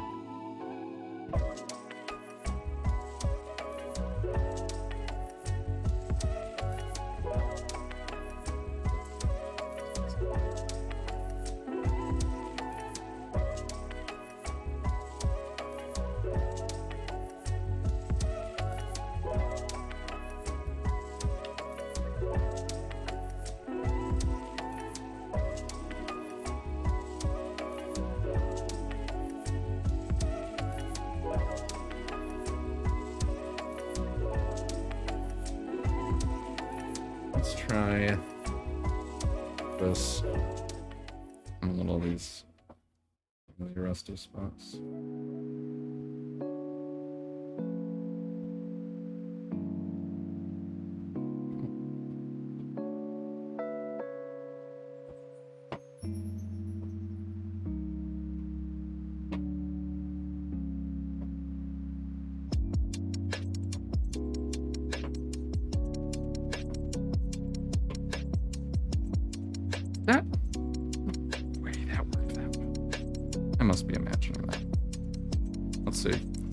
Let's see how this side looks after I wipe now. That liquid wrench. Yeah, okay. The other side, I wiped and it came away perfectly clean.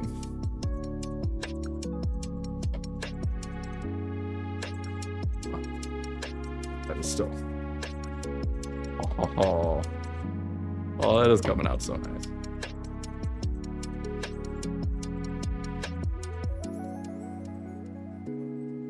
I'm gonna do some TikTok content with this that's just before and after.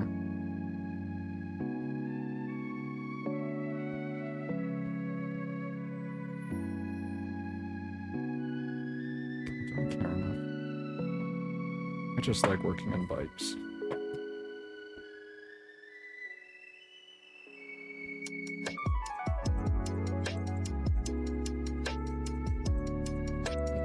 To file away for if this actually starts to get any traction at all. Some options to turn it into an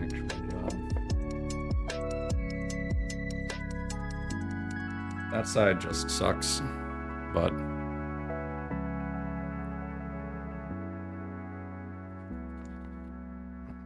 I think a lot of the rest of it cleaned up really nice. Because yeah, I just can't get in at that side.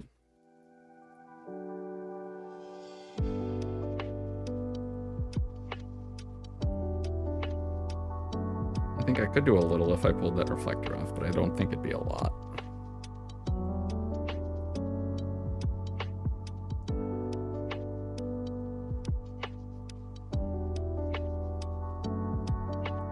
These spikes on this are so weird too. I mean, I feel like it's supposed to be so when you put your foot on, it helps to make sure that it turns this way so that the reflector goes backwards. So the spike should always be down.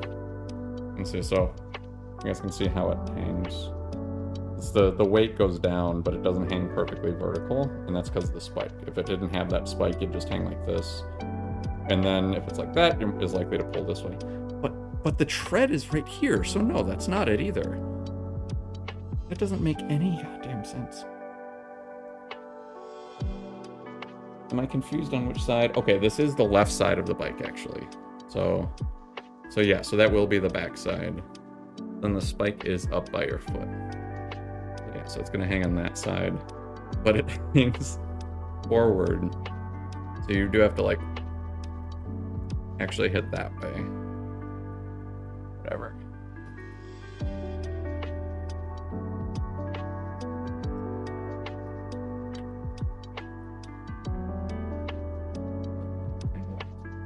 It's not far.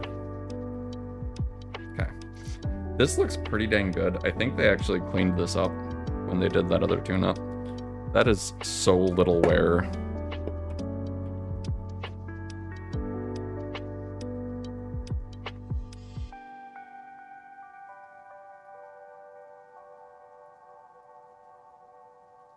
This thing is going to look like this again in a week of use. And pretty much stay about like this. So, I was kind of doing this on principle.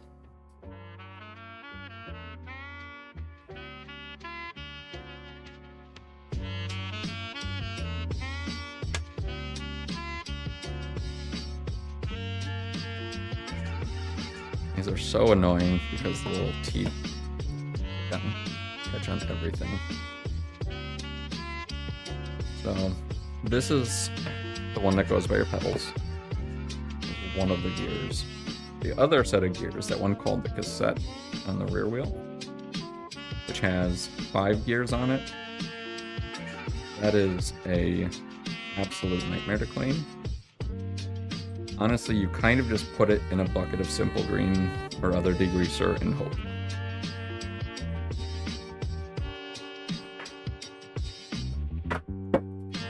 Wire brush can be okay. You have to get it's like a heavy duty toothbrush.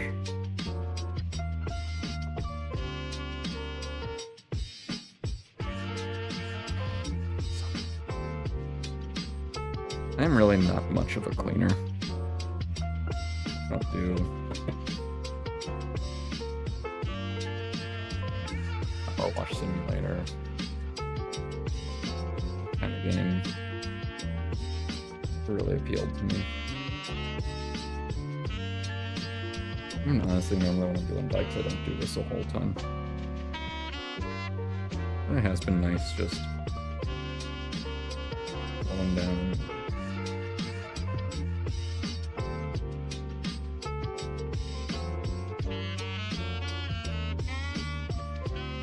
Model for this is Prix.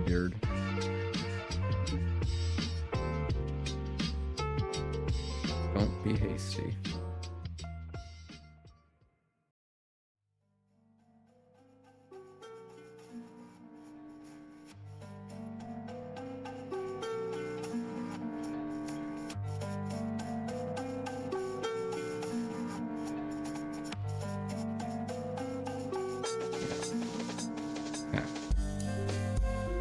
That's nice.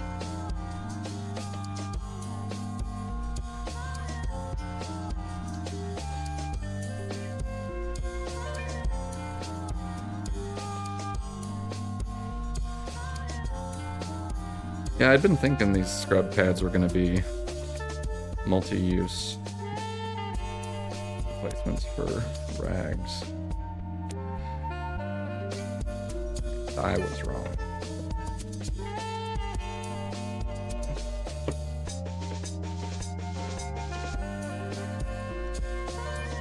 I was hoping it'd work, but I don't think he's getting out of here.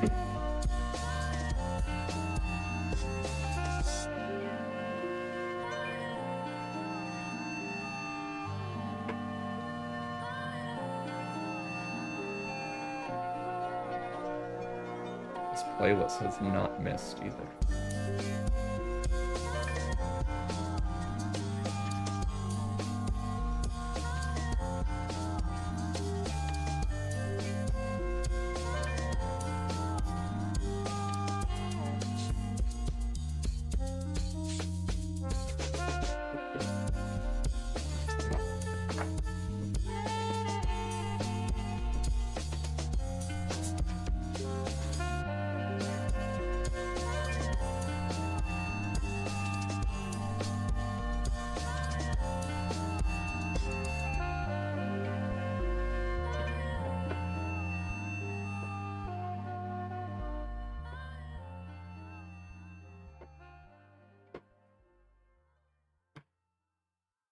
Yeah.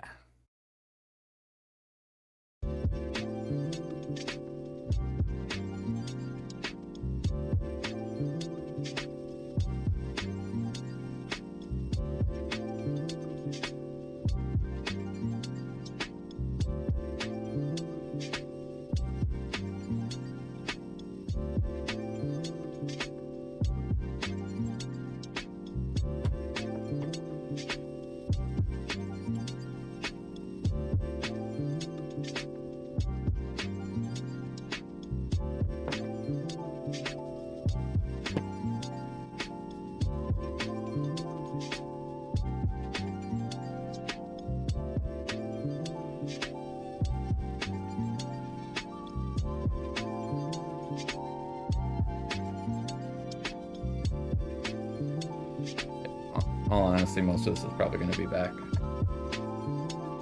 Test rides.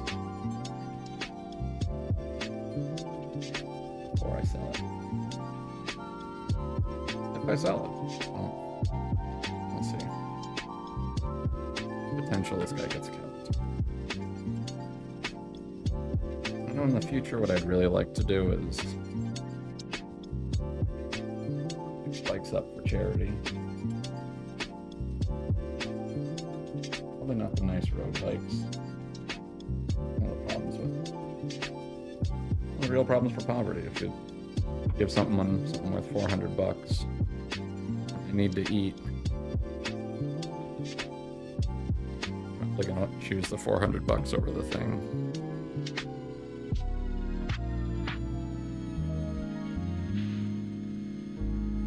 Yeah, just build up a simple little Walmart bikes. They do work just fine. They're not like an endgame bike, which you ultimately want, but they do work. Still get too mobile. And doesn't have that temptation of selling as much. We'll see. I'd like to do those ultimately. But right now, I don't really have much money.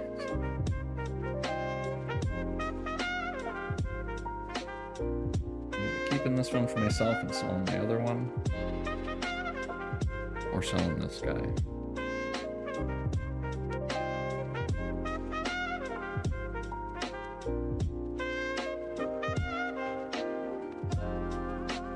This pedal doesn't look as bad.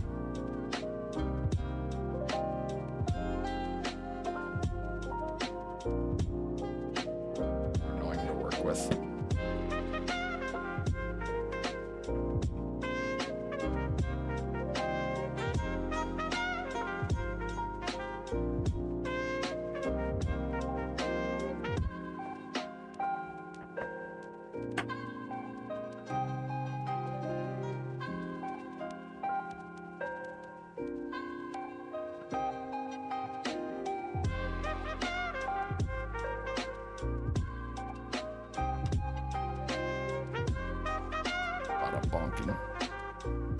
Glad I haven't hit myself in the face with it yet.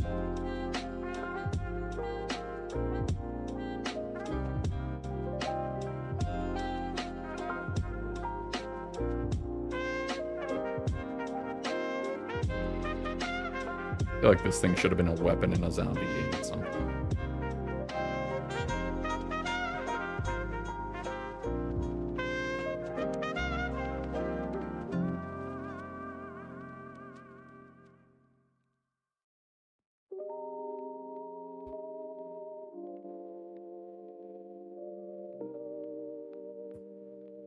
All right. That's good. I think we are good to reassemble the bottom bracket now. Clean up this table a little bit.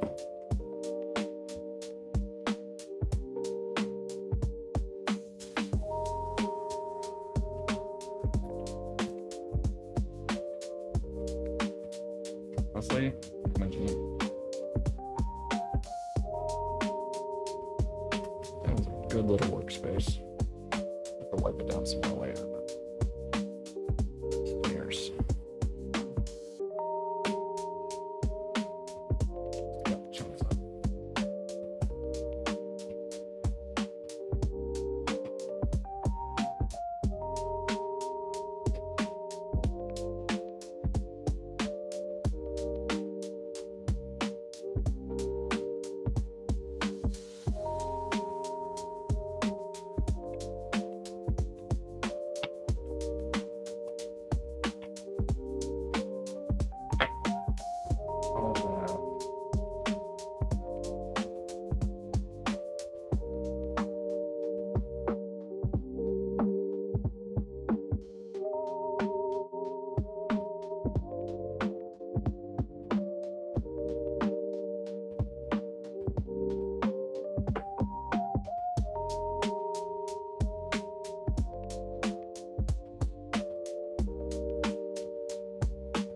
All right.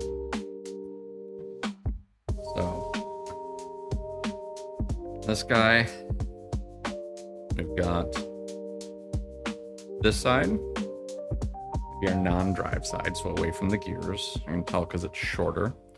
This side, there's a little bit of extra space where those big old gears are gonna go.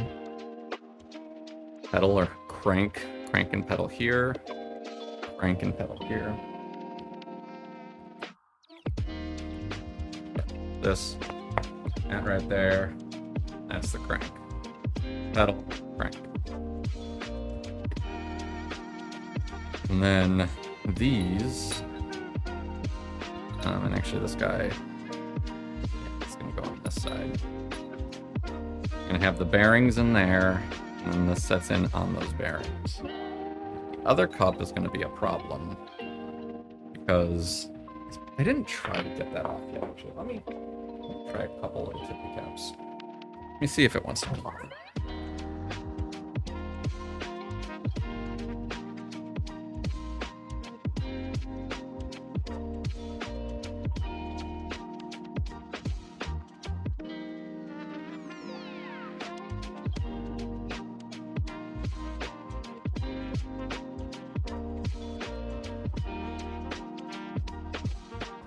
Does not want to come off, and it doesn't connect to it.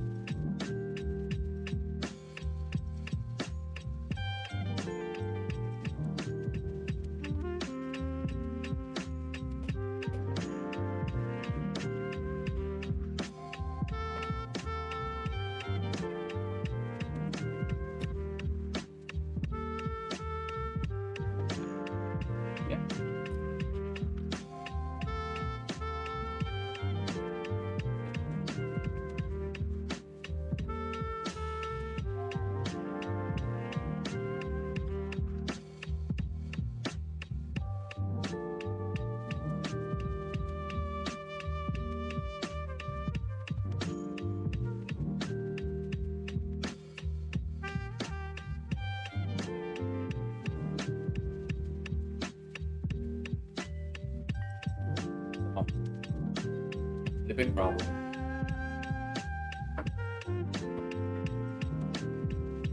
This goes in here.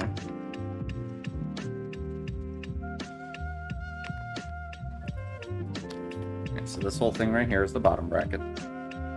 This goes in through here, and pedals are going to attach on either side. Now, this side gets this, the bearings are going to go into. It's the thing I was tippy-tapping on earlier. That I can just put the bearings directly in here. Nice.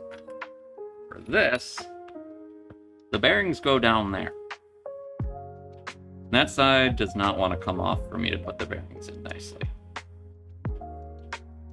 That is a problem.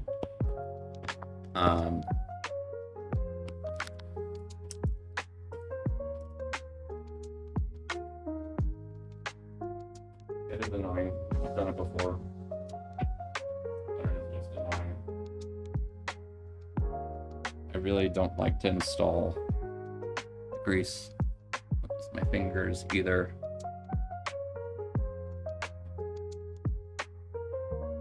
Hey, this'll work a bit.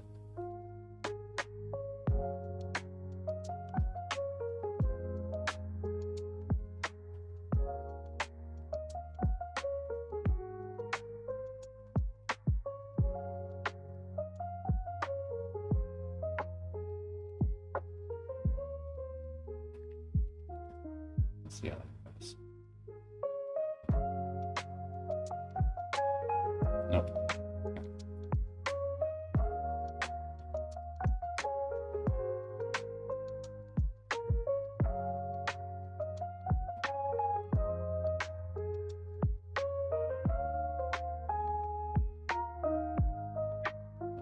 Squeeze this in on the other side to avoid too much. Grease just like lost going down this tube. Another one of those times where biking is just kind of tactile. I can't see a damn thing under it.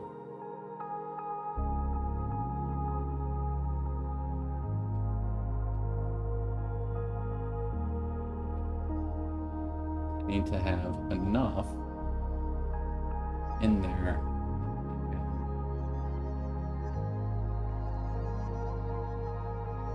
I can like stick the bearings in it. Stick.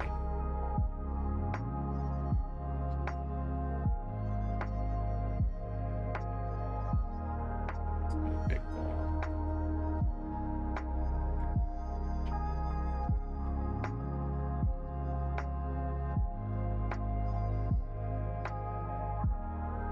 There we go. Position the grease.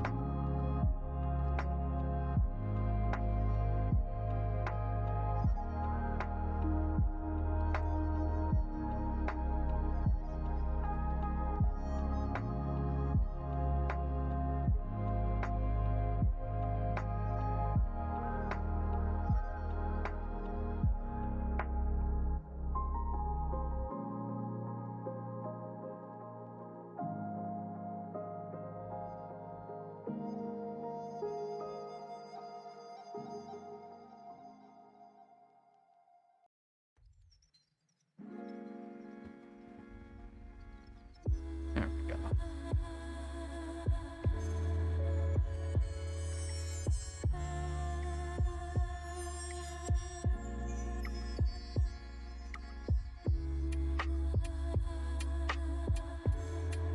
All right. Once I'm gonna wash up.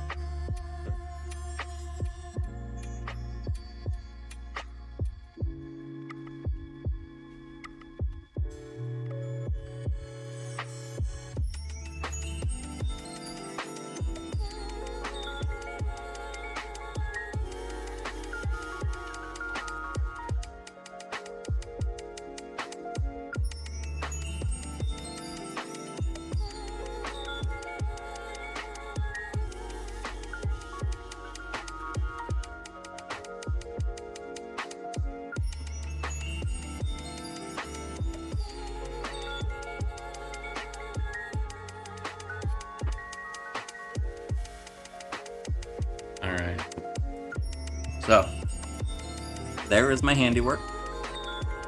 We've got down at the very end of that, there is a bit of just an inset of grease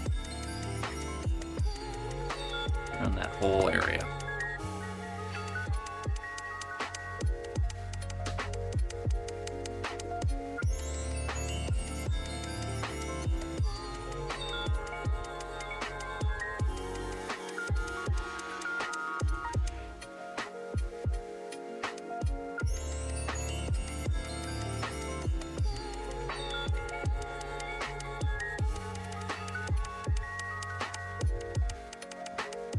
Now, I'm actually going to do the same thing.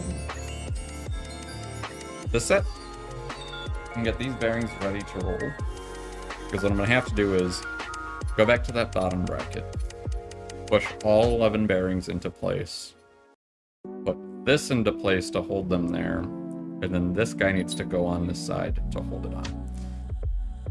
And hope I have my sides correct. I'm pretty sure I do, but you know, we'll find out when I do it. And if I'm trying to assemble this piece after I have this in, it's going to be a lot more likely that some of the bearings that are being held in over here are going to fall out. So if you can get this out, like I did for this one, all I have to do is this.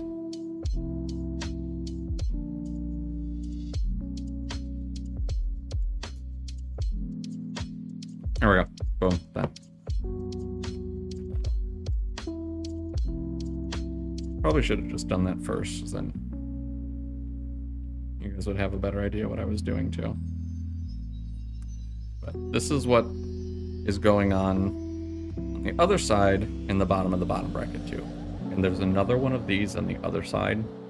It's always all the way in. It's always flush. And so you don't have to remove it. It can just stay there. And this one really seems like it was kind of built with that in mind.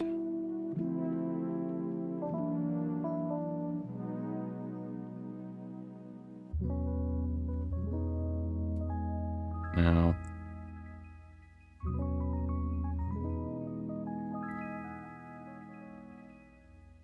installing these down that tube is a huge pain. One of the big reasons. It's very easy to lose one, and there are the side tubes. The actual like body tubes of the bike are empty, and those actually open into that bottom bracket. A good chance that's how our weird little ant managed to get in there.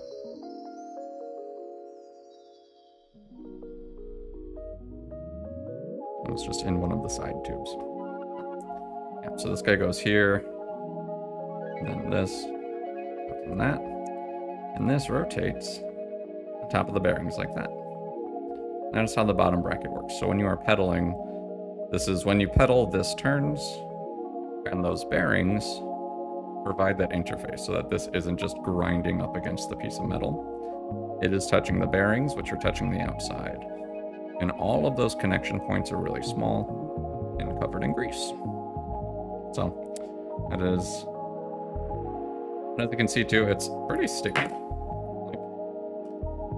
This is a big old chunk of steel, and it took some work for that to fall off there.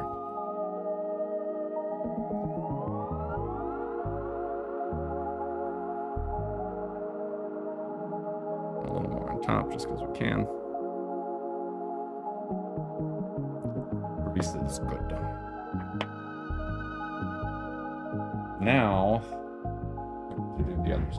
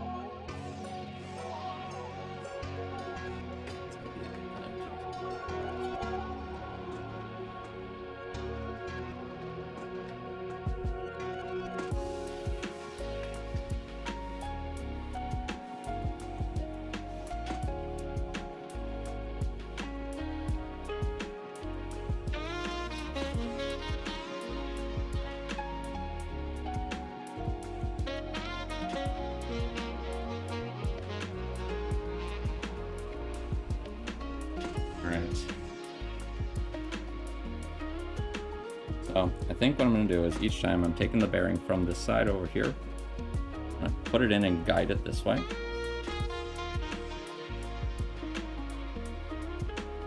And this should help reduce the chance that I'm dropping it inside. Really like some more grease in there though.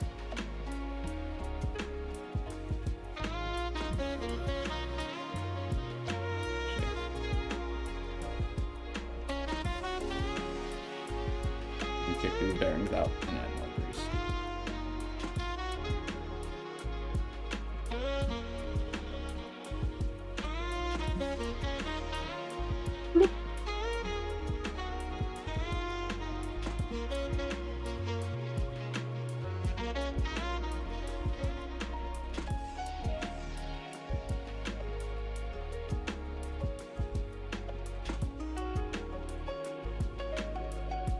Another blob of grease.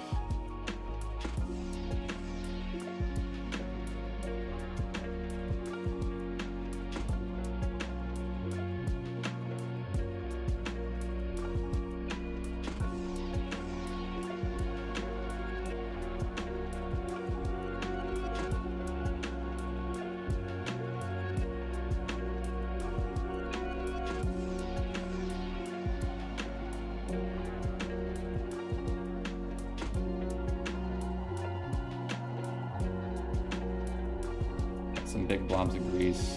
There's like an inner rim too, and I can feel a lot of the grease we're getting. Yeah, like that was stuck outside where the bearings are actually going to rotate. That's why it felt like I put a lot of grease in there. But it wasn't actually like.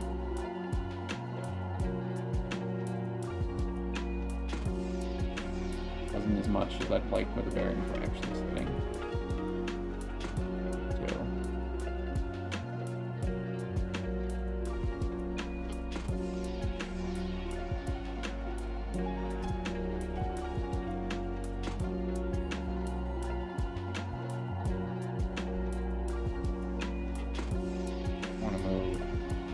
Grease around too much. I do not want it to.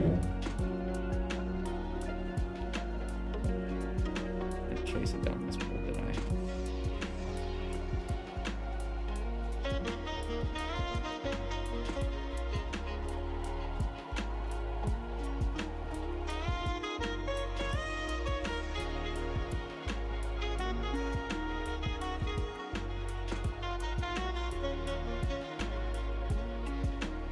I feel like I've lost some of these. Maybe a lot more in there.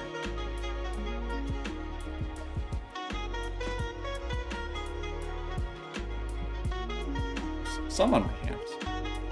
As much as there should be. No, though.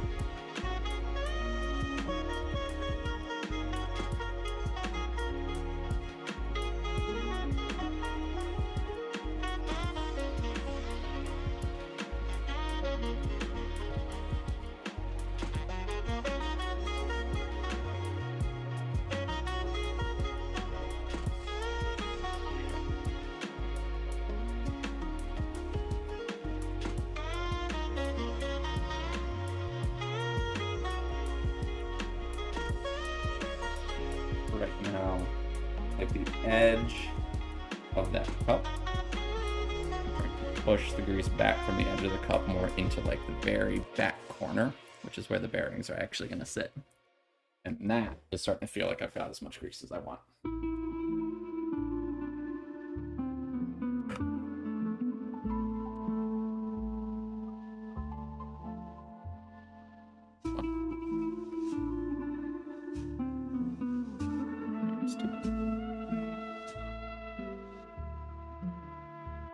Three, 4,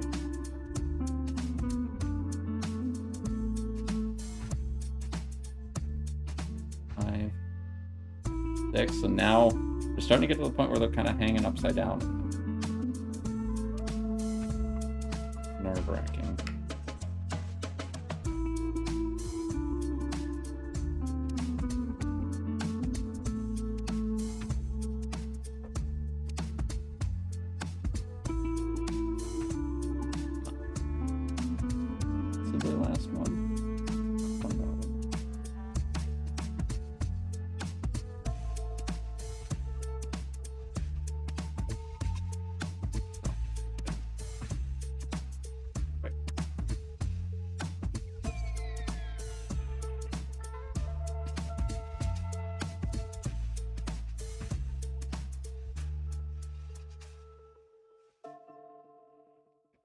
deliberately get some grease on the threads of this guy. This is how that's supposed to thread. Just a little bit grit and grime on there. But this is really just kind of finger tight.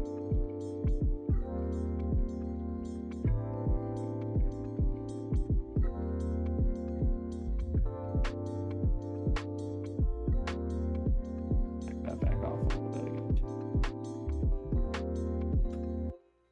Cleans it up a little. Grit. There we go. There you go.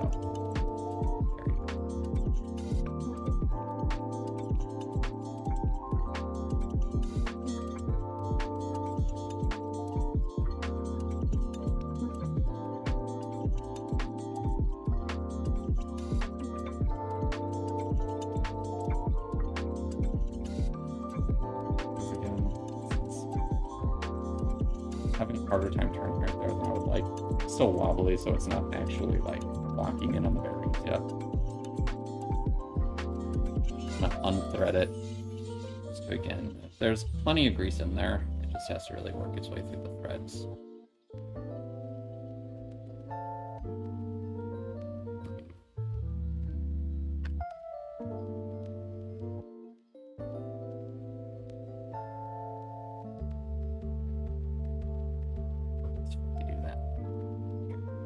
But yeah, and again, so here is what that little cup of bearings looks like. And I just assembled this blind on the other side. Right over here, there is another one of these sitting right here that I just had to kind of, yeah, assemble blind.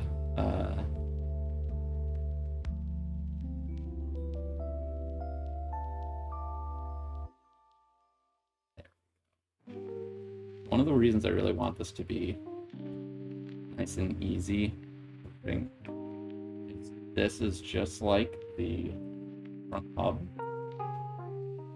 where, there we go. So that, it was starting to get a little tough to turn right there, but that was actually the locking up point.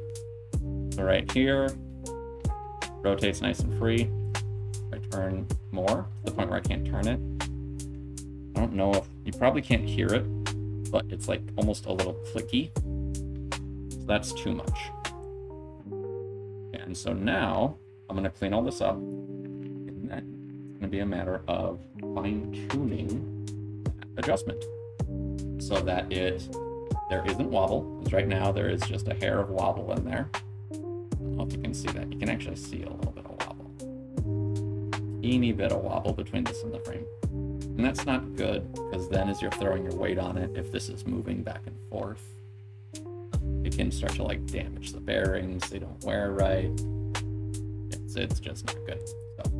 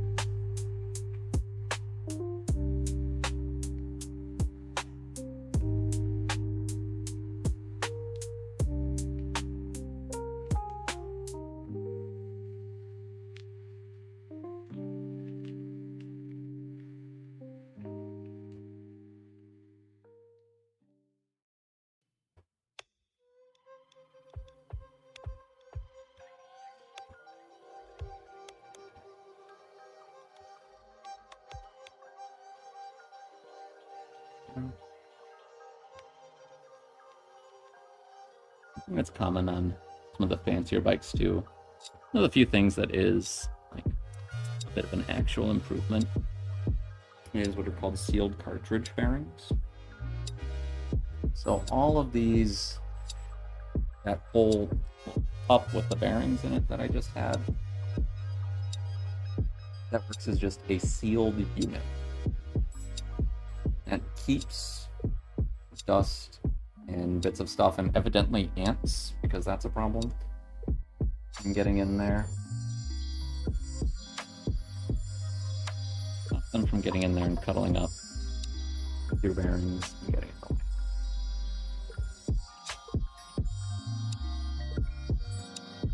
So you don't have to do this. If you do have to replace it though, if something goes wrong, it's going to be a little bit more money, but honestly, you kind of won't have to.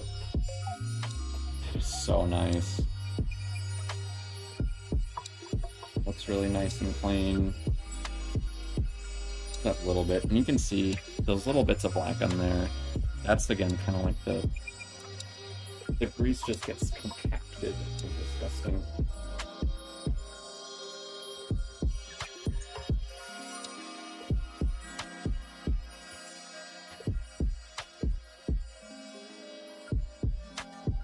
Alright. So I'm gonna start gentle adjusting this. So that's as far as it wants to go finger tight, and it feels a little grindy. Just a little bit. And each of these adjustments, you're not even going 1/10 of a turn, a 60th of a turn. Like, it is individual degrees you're starting it by.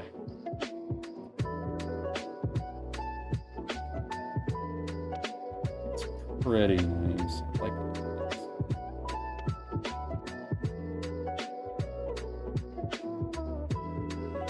am I at a wobble yet? The slightest bit of a wobble.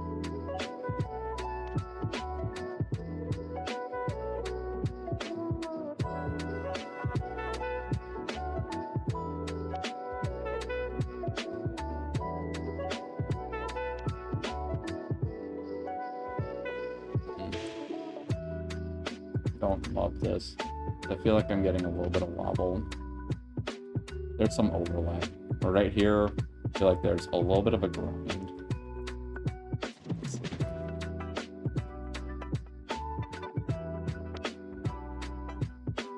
Let me get the grease moving through there just in case.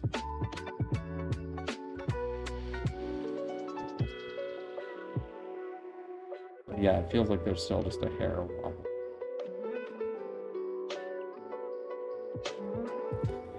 This is a lot of times when you have a problem with the axle. It isn't a really nice, even spot like that.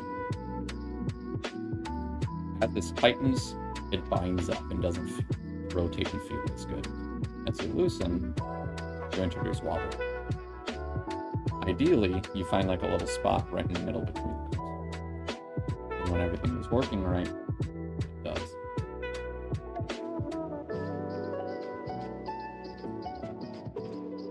Isn't as nice as I like.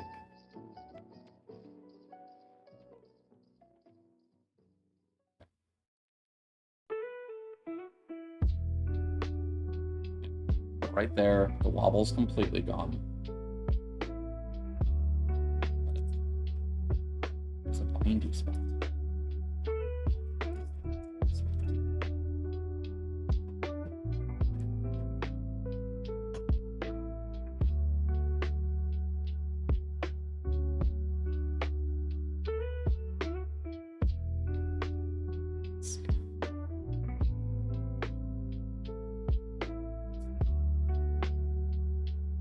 Touch a wobble, but yeah, no, that feels perfect right there.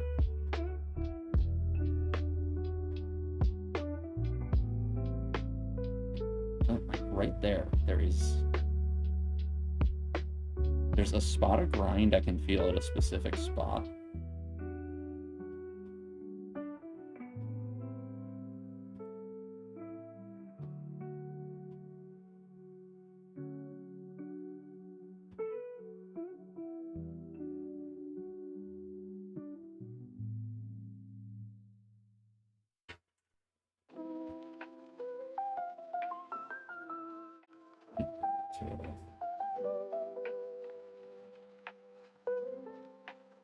I'm going to put a pile of grease on the other end of this axle to hope that I don't lose any bearings in that process.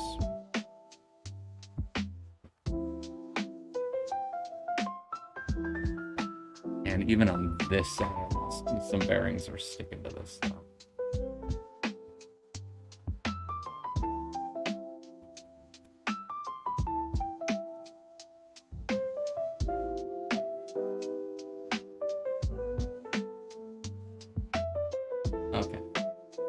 count 1, 2, 3, 4, 5, 1, 2, 3, 4, 5, 6. The right number of bearings. I'm gonna do this.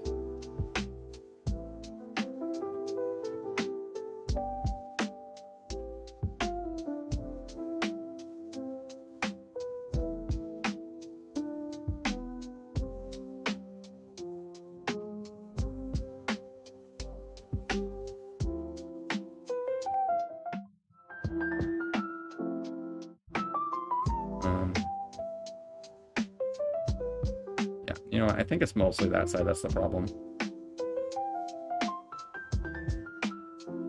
We're just really gonna pop this up like a. I think this side is fine.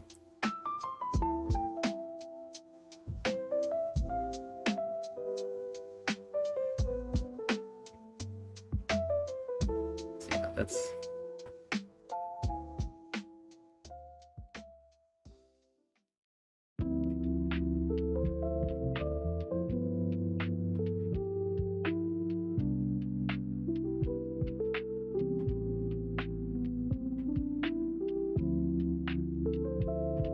Chuck a little more grease on top of this just because.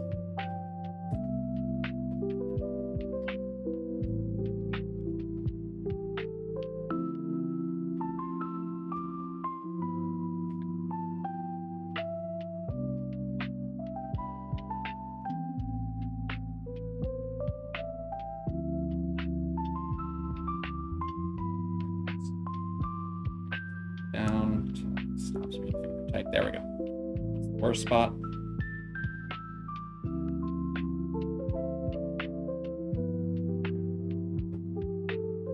That's feeling nice. There is definitely a lot of play though. Okay. Just a little bit.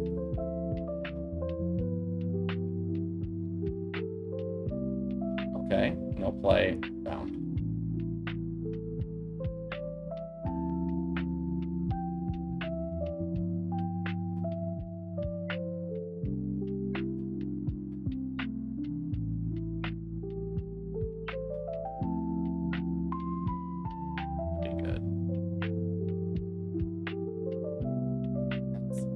Tiniest possible amount of play. Change it 1 degree.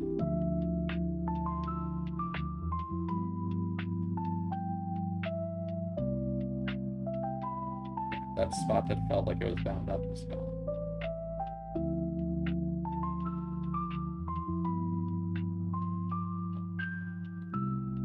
I managed it.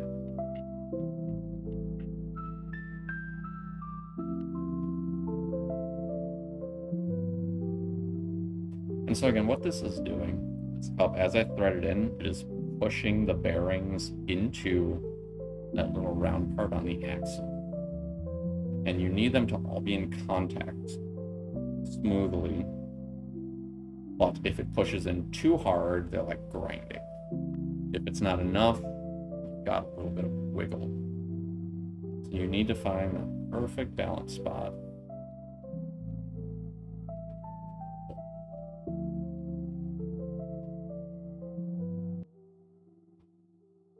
So the magic words. That feels perfect. This guy right here, this is the lock ring. This is the part that you cranked out. Now, you have the same kind of thing on the wheels. You have the cone that you do the fine adjustment on. Then you've got a nut on the outside. That's the thing you really crank down and actually lock. I think this is the main thing this was messed up on. They adjusted this. They did not. It was like this whole part was locked down completely. That's correct, yeah. Okay. And a lot of times when you're locking it down, though, that will move it a little bit. So you need to be really careful. You can see that right there. As I really pull on it, that is turning it a little.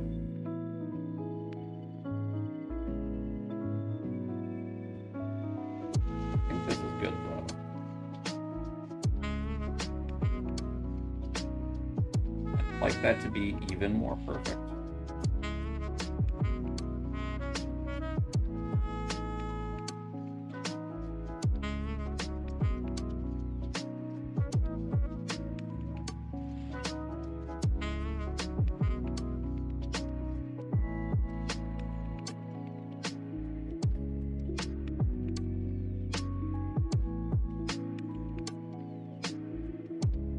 now, I'm really just trying to play with both of these. This is really just guess and check, frankly. There is no... This is vibes. Let's see how that feels.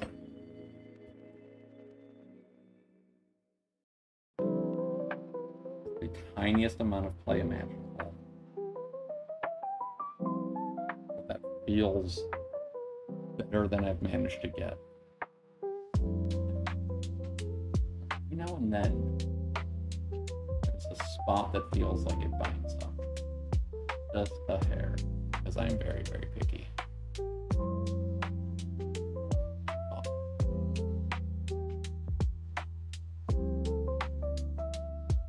And I wonder if something got it there.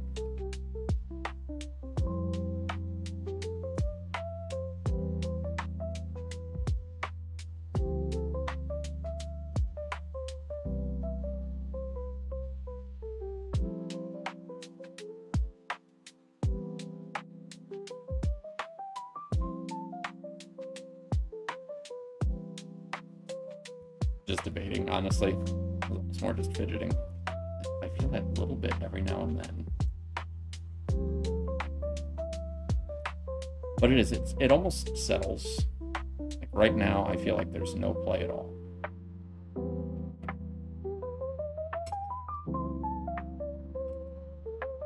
I'm gonna loosen this up.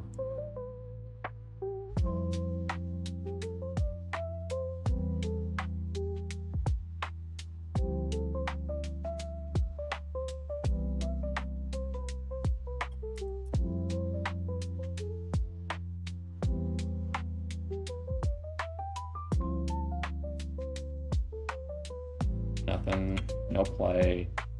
A.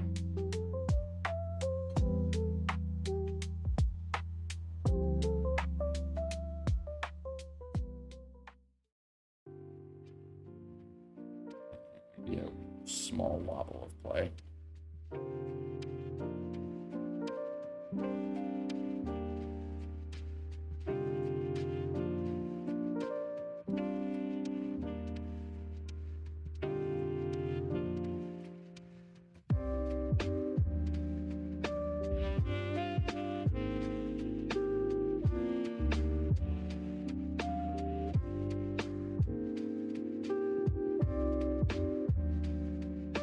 Honestly, I think I'm mostly focused on getting rid of that air play.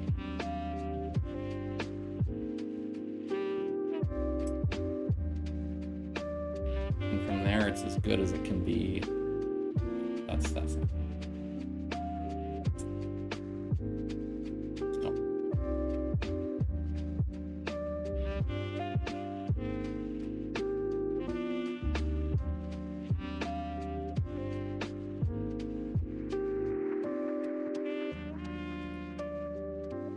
That is nice about doing this versus the wheels. So on the wheel, this is all tightening down relative to the axle, and the axle moves. On this is tightening down relative to this. So you can almost think about it like a time on a clock.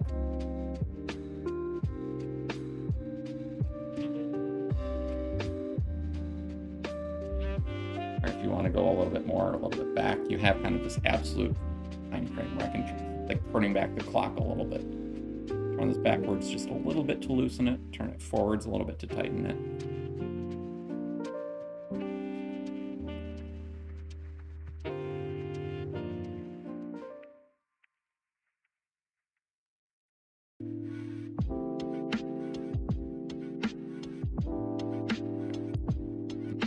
A minute.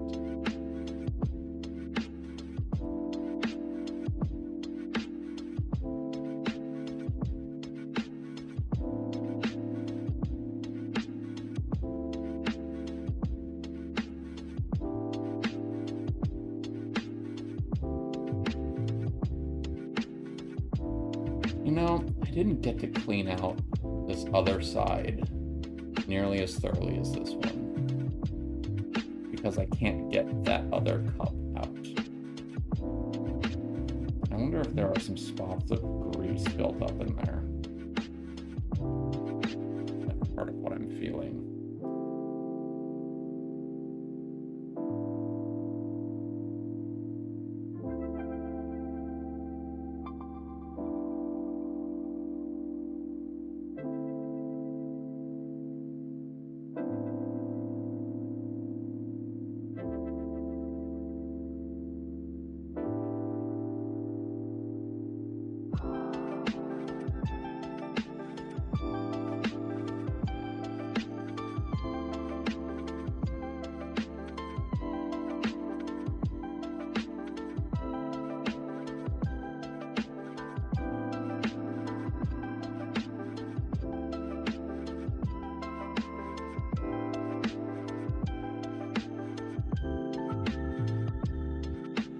I think I'm going to call this here.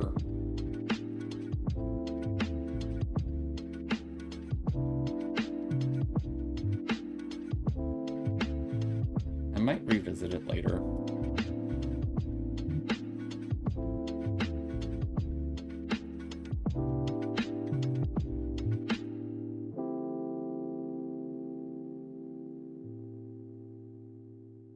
Yeah, I feel like there might be a spot in there that just really has to be wailed on and cleaned out.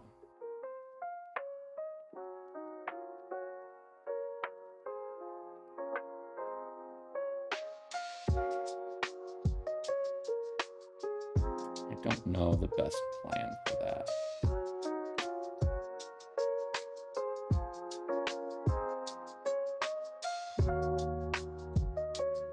Is this...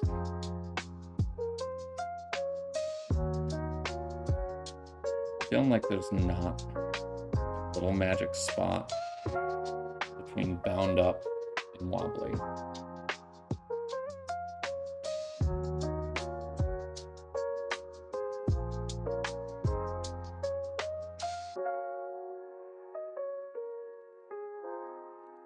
And it does feel like there's just one spot in there that's funky. Where the rest of this feels beautiful. It's just every now and then it catches.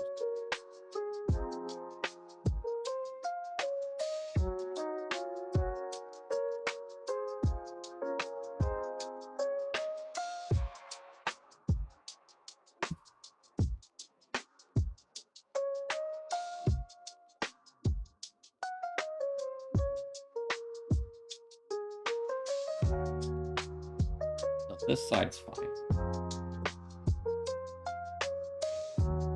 The other side is where the problem should be.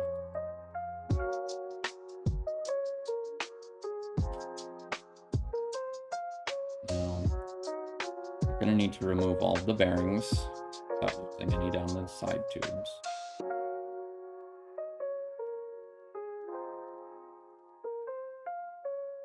It's going to be a challenge in itself.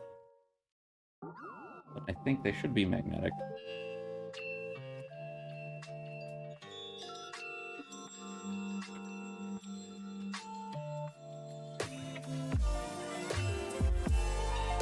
Oh. No. I was like, oh sweet, I found the problem. A bearing jumped out. No, that's just one from the other side.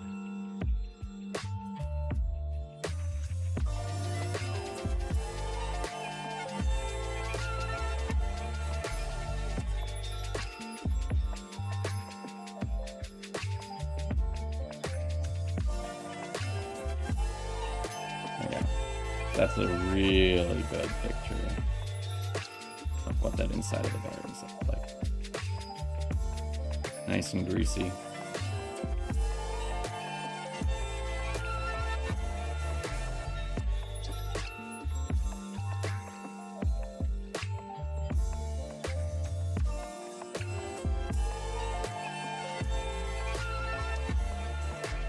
Two, three.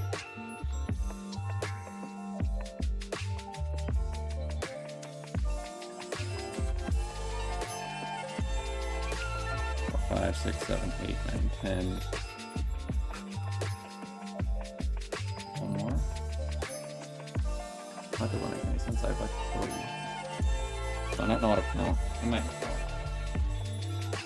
3, 4, 5, 6, 7, 8, 9, 10.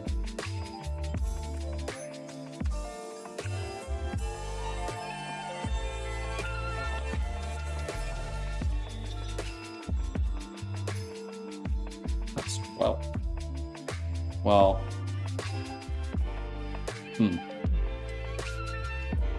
Might be. Very simple answer to my problem. Guess who forgot to reincarnate 5. in time? It's Paul Remus here. Tired of waiting for your dream life to 9. start? Are you stuck in the eternal loop of one day I'll be who I'm meant to be? Well, not anymore, friend. Introducing Now You, the revolutionary life hack they don't want you to know about. With Now You, you don't have to wait for the stars to align, your chakras to open, or Mercury to stop retrograding. You can be who you want to be, right? Flipping now. Just 4 easy payments of $9.99. That's right, less than the price of a crystal that sits on your desk and does nothing. No shipping, no handling, no sense of linear time. Order now and we'll throw in a bonus. Instant access to the present moment, absolutely free. But wait, if you call in the next 30 seconds or whenever you feel like it, because time is a lie, we'll double your order.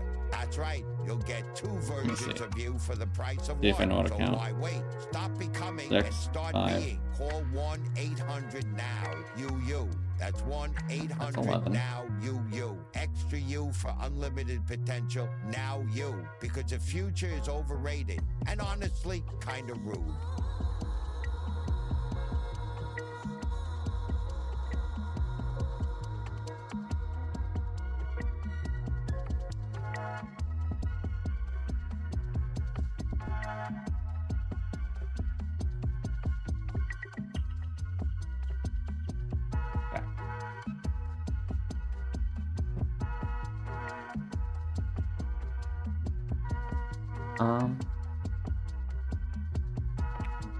Fuck it, let's try this again.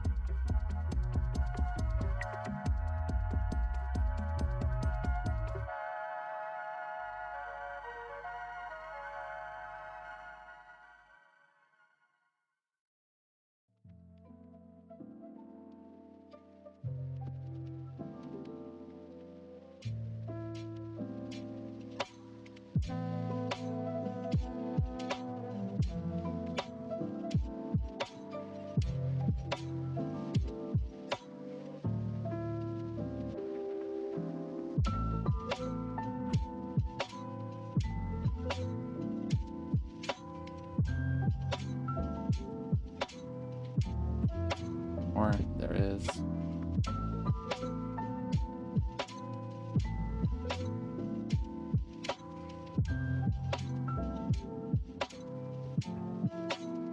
Curious.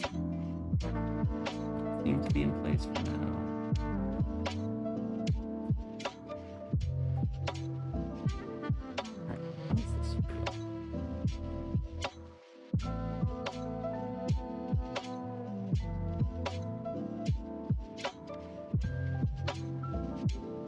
Feel amazing.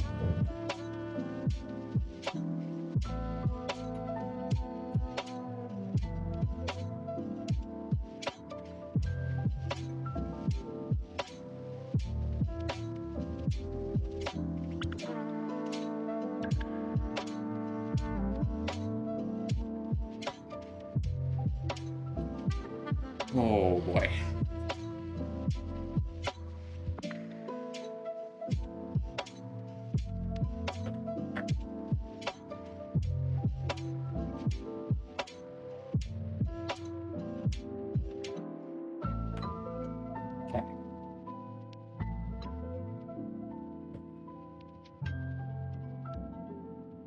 And this is pretty normal, all things considered.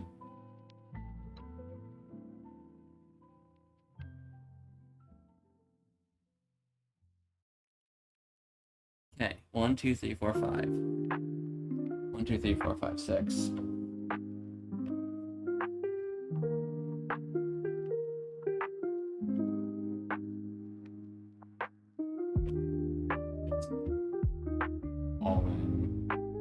these grease.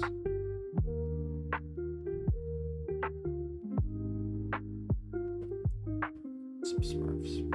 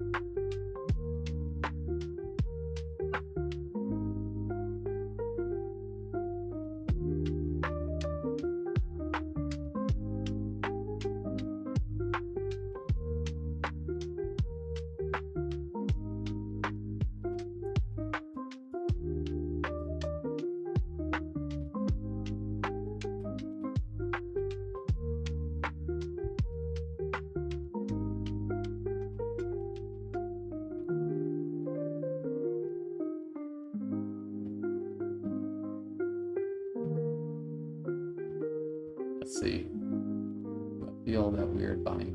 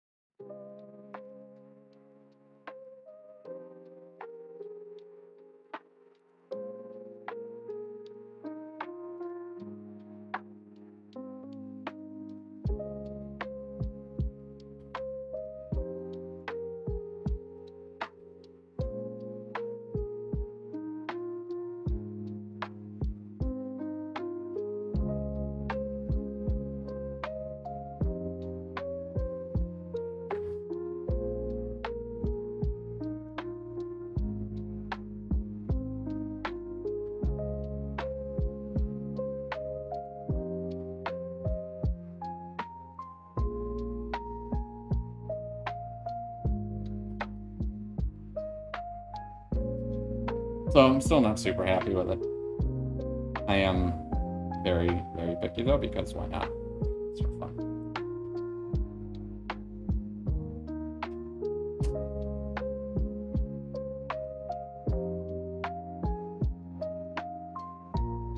Ah.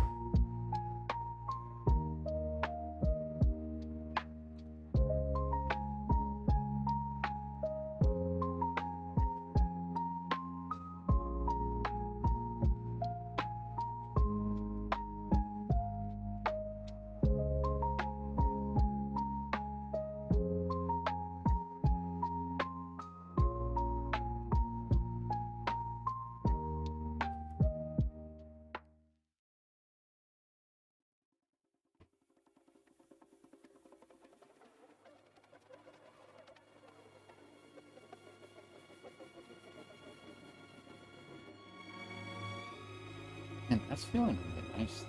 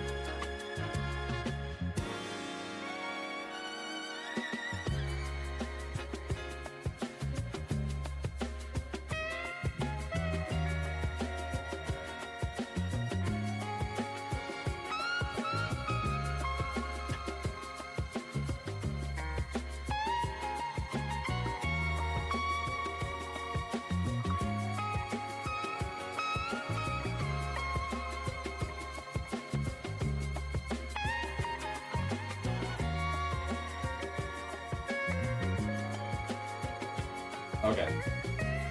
Here's the plan. I'm gonna finish assembling this as is, because I think the biggest problem is me being extremely picky and possibly just a little bit An old chunk of built-up grease on this far side over here. So.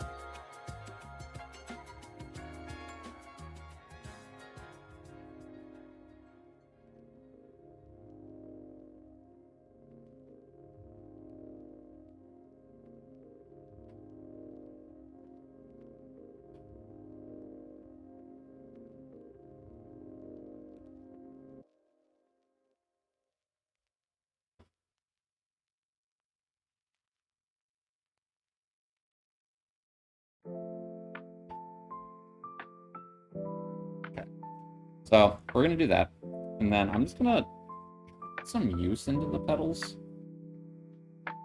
I'm gonna see how well it does from there. It's not so bad that I think it's a problem. Nothing like what it was that evidently they were riding around on, so you know, who knows if they, whenever they tried to ride around on this, did some damage.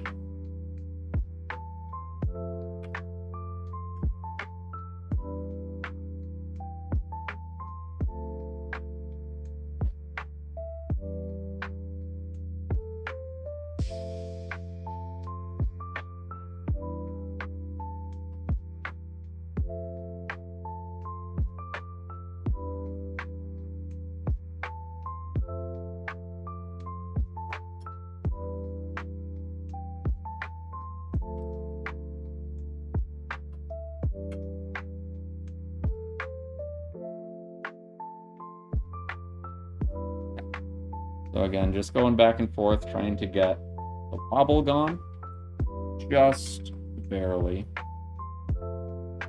That's regardless of how anyone else built this bike. I want this to be actually done correct.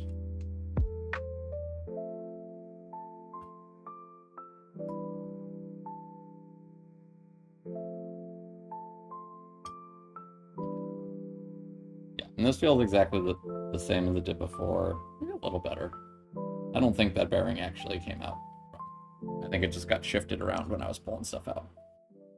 I don't think someone had 12 bearings and someone had 10.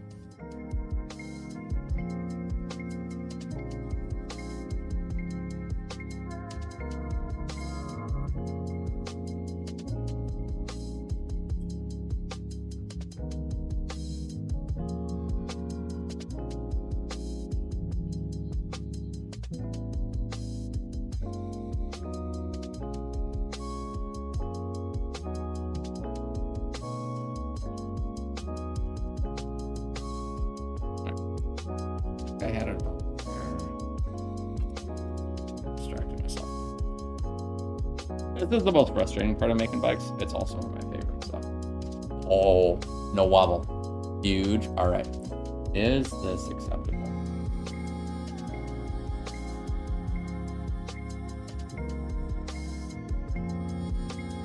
Even right when it gets to that point,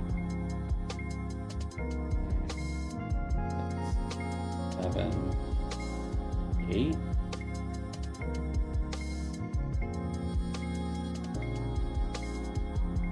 Oh, there we go. There's like a spot right there. So that was like every 12. Oh, it went away this time though.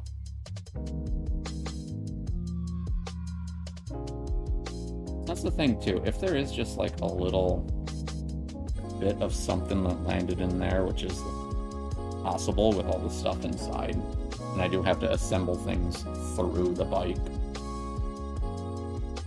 it should just work its way out. Anything that's in there is less hard than a steel ball bearing.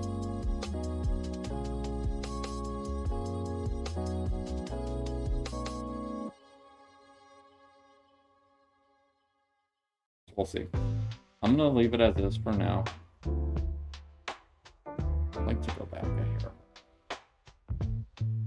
So it feels like a touch of play. This is what you really don't want. You're adjusting these.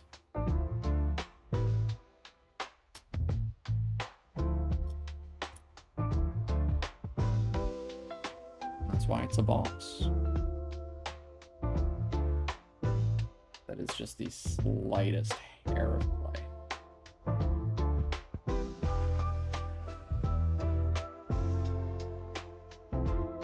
overwhelmingly feels really good. Every now and then. 9 rotations that time before I felt something.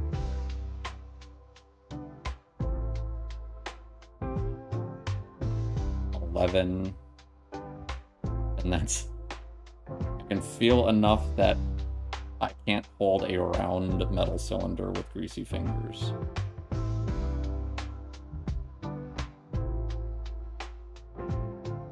Okay. All right.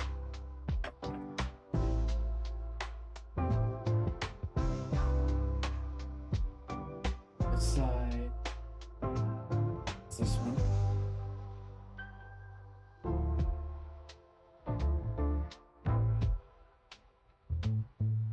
Now, is there a difference?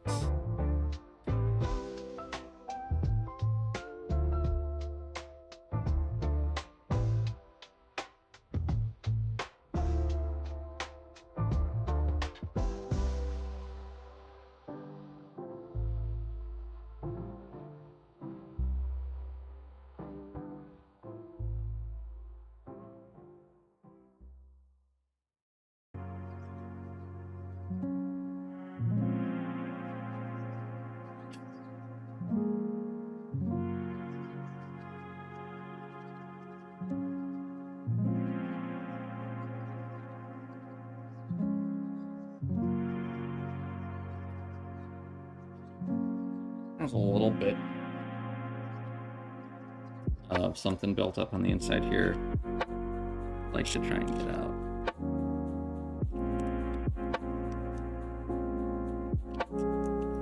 Toothbrush didn't do it. I get one of those things I like an old broken spoke for.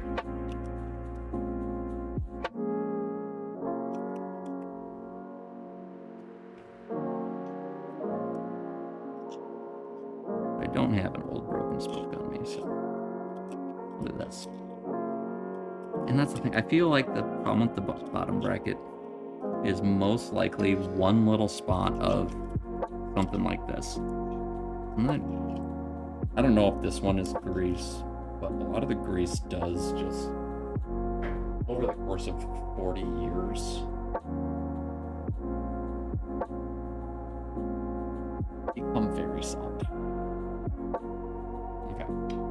And this guy, you can see there's this divot right there. Only this is going to work. This pin, a little bit of a taper on that side. This needs to slide in like this along here, and it goes through this hole.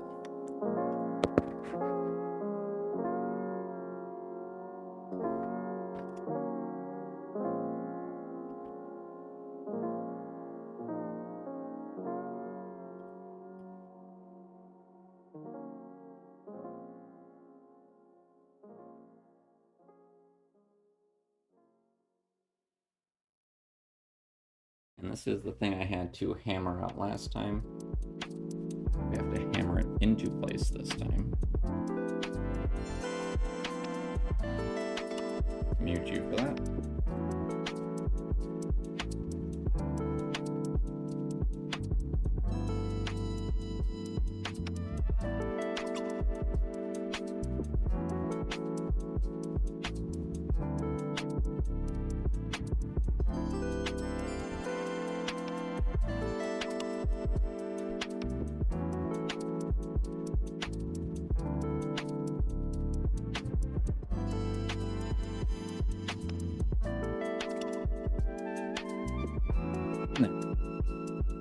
This was one of those things too where whoever made this before, this bolt was just finger tight, which tells me they kind of just gave up on this bottom bracket. They never finished it.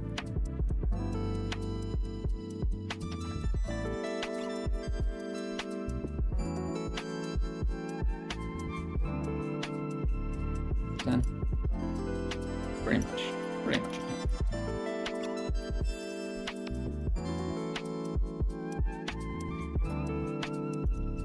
And this, pull that pin into place, really wedge it in there. That should be fine. There we go. There's one of our cranks back on. And the thing is too, like, I mean, you can just look at how it wobbles.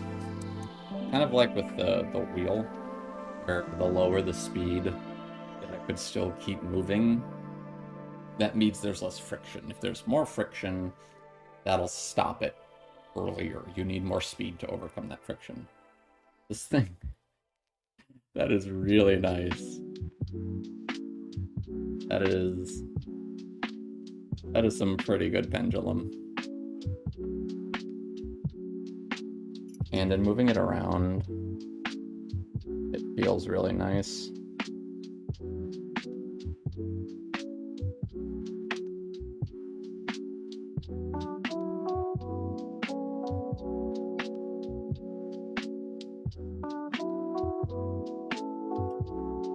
Play.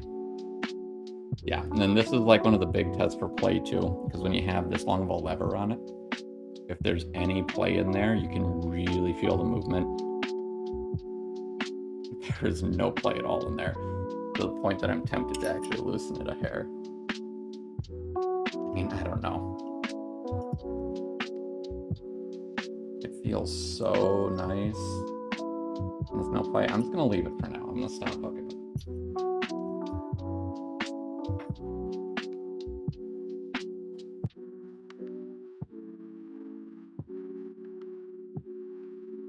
Spin it around.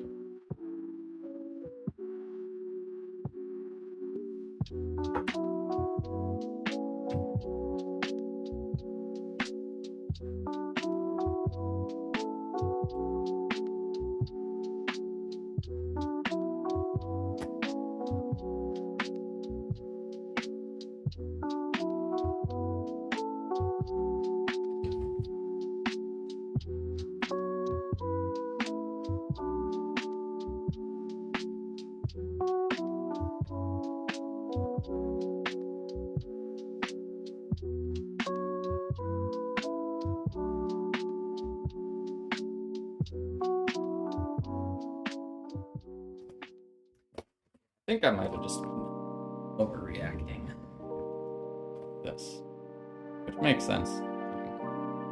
I'm picky because it's fun to be picky. It does.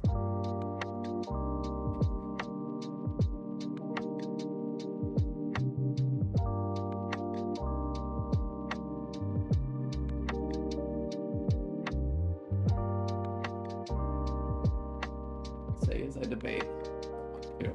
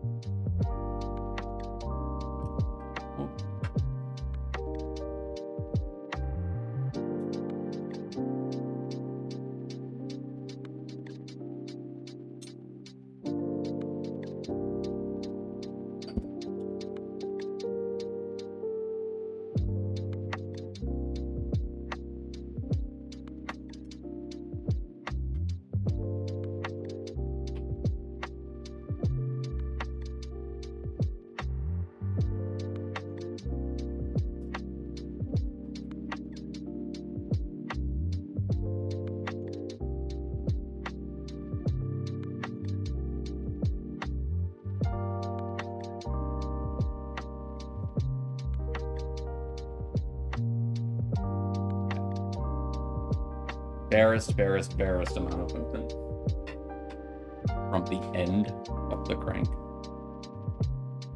which I'm happy with. That means that's about as loose as I can get it.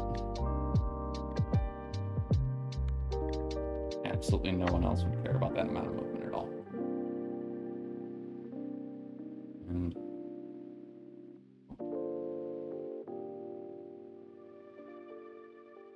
reasonably happy.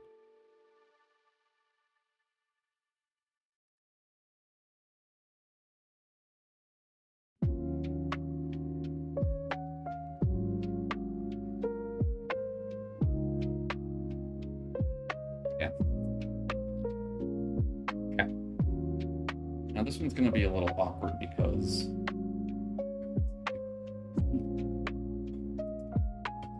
this pedal's gonna want to spin down, rotate downward. I do not want to do that. Now that I have a pedal on the other side.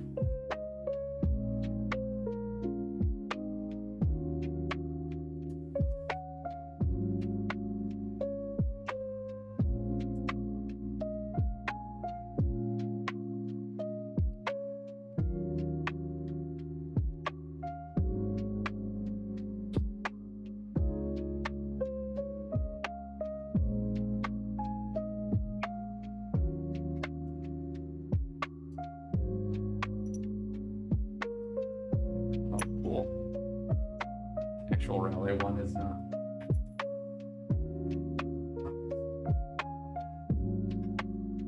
This is the one that I needed the 11 for.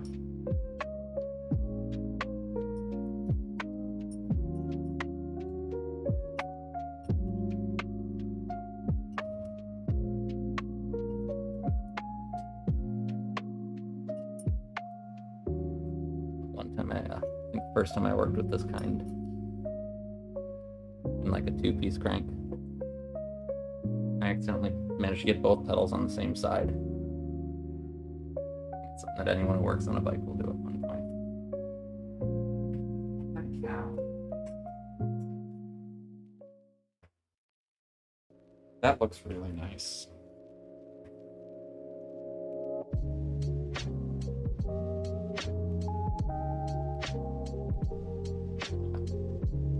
I'm gonna keep it like this. It does feel good. I might revisit it in the future.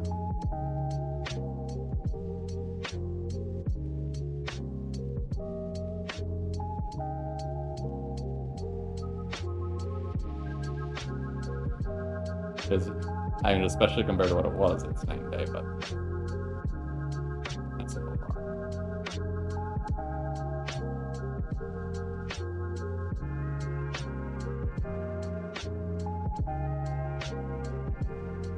I love some well-greased bearings. Alright. I think that'll call it for now, I think. We got that boss done. It was very tricky. A lot of good cleaning done. Tested out my rust spot, which actually I need to go put some liner on that. Test that out as well, see how it looks.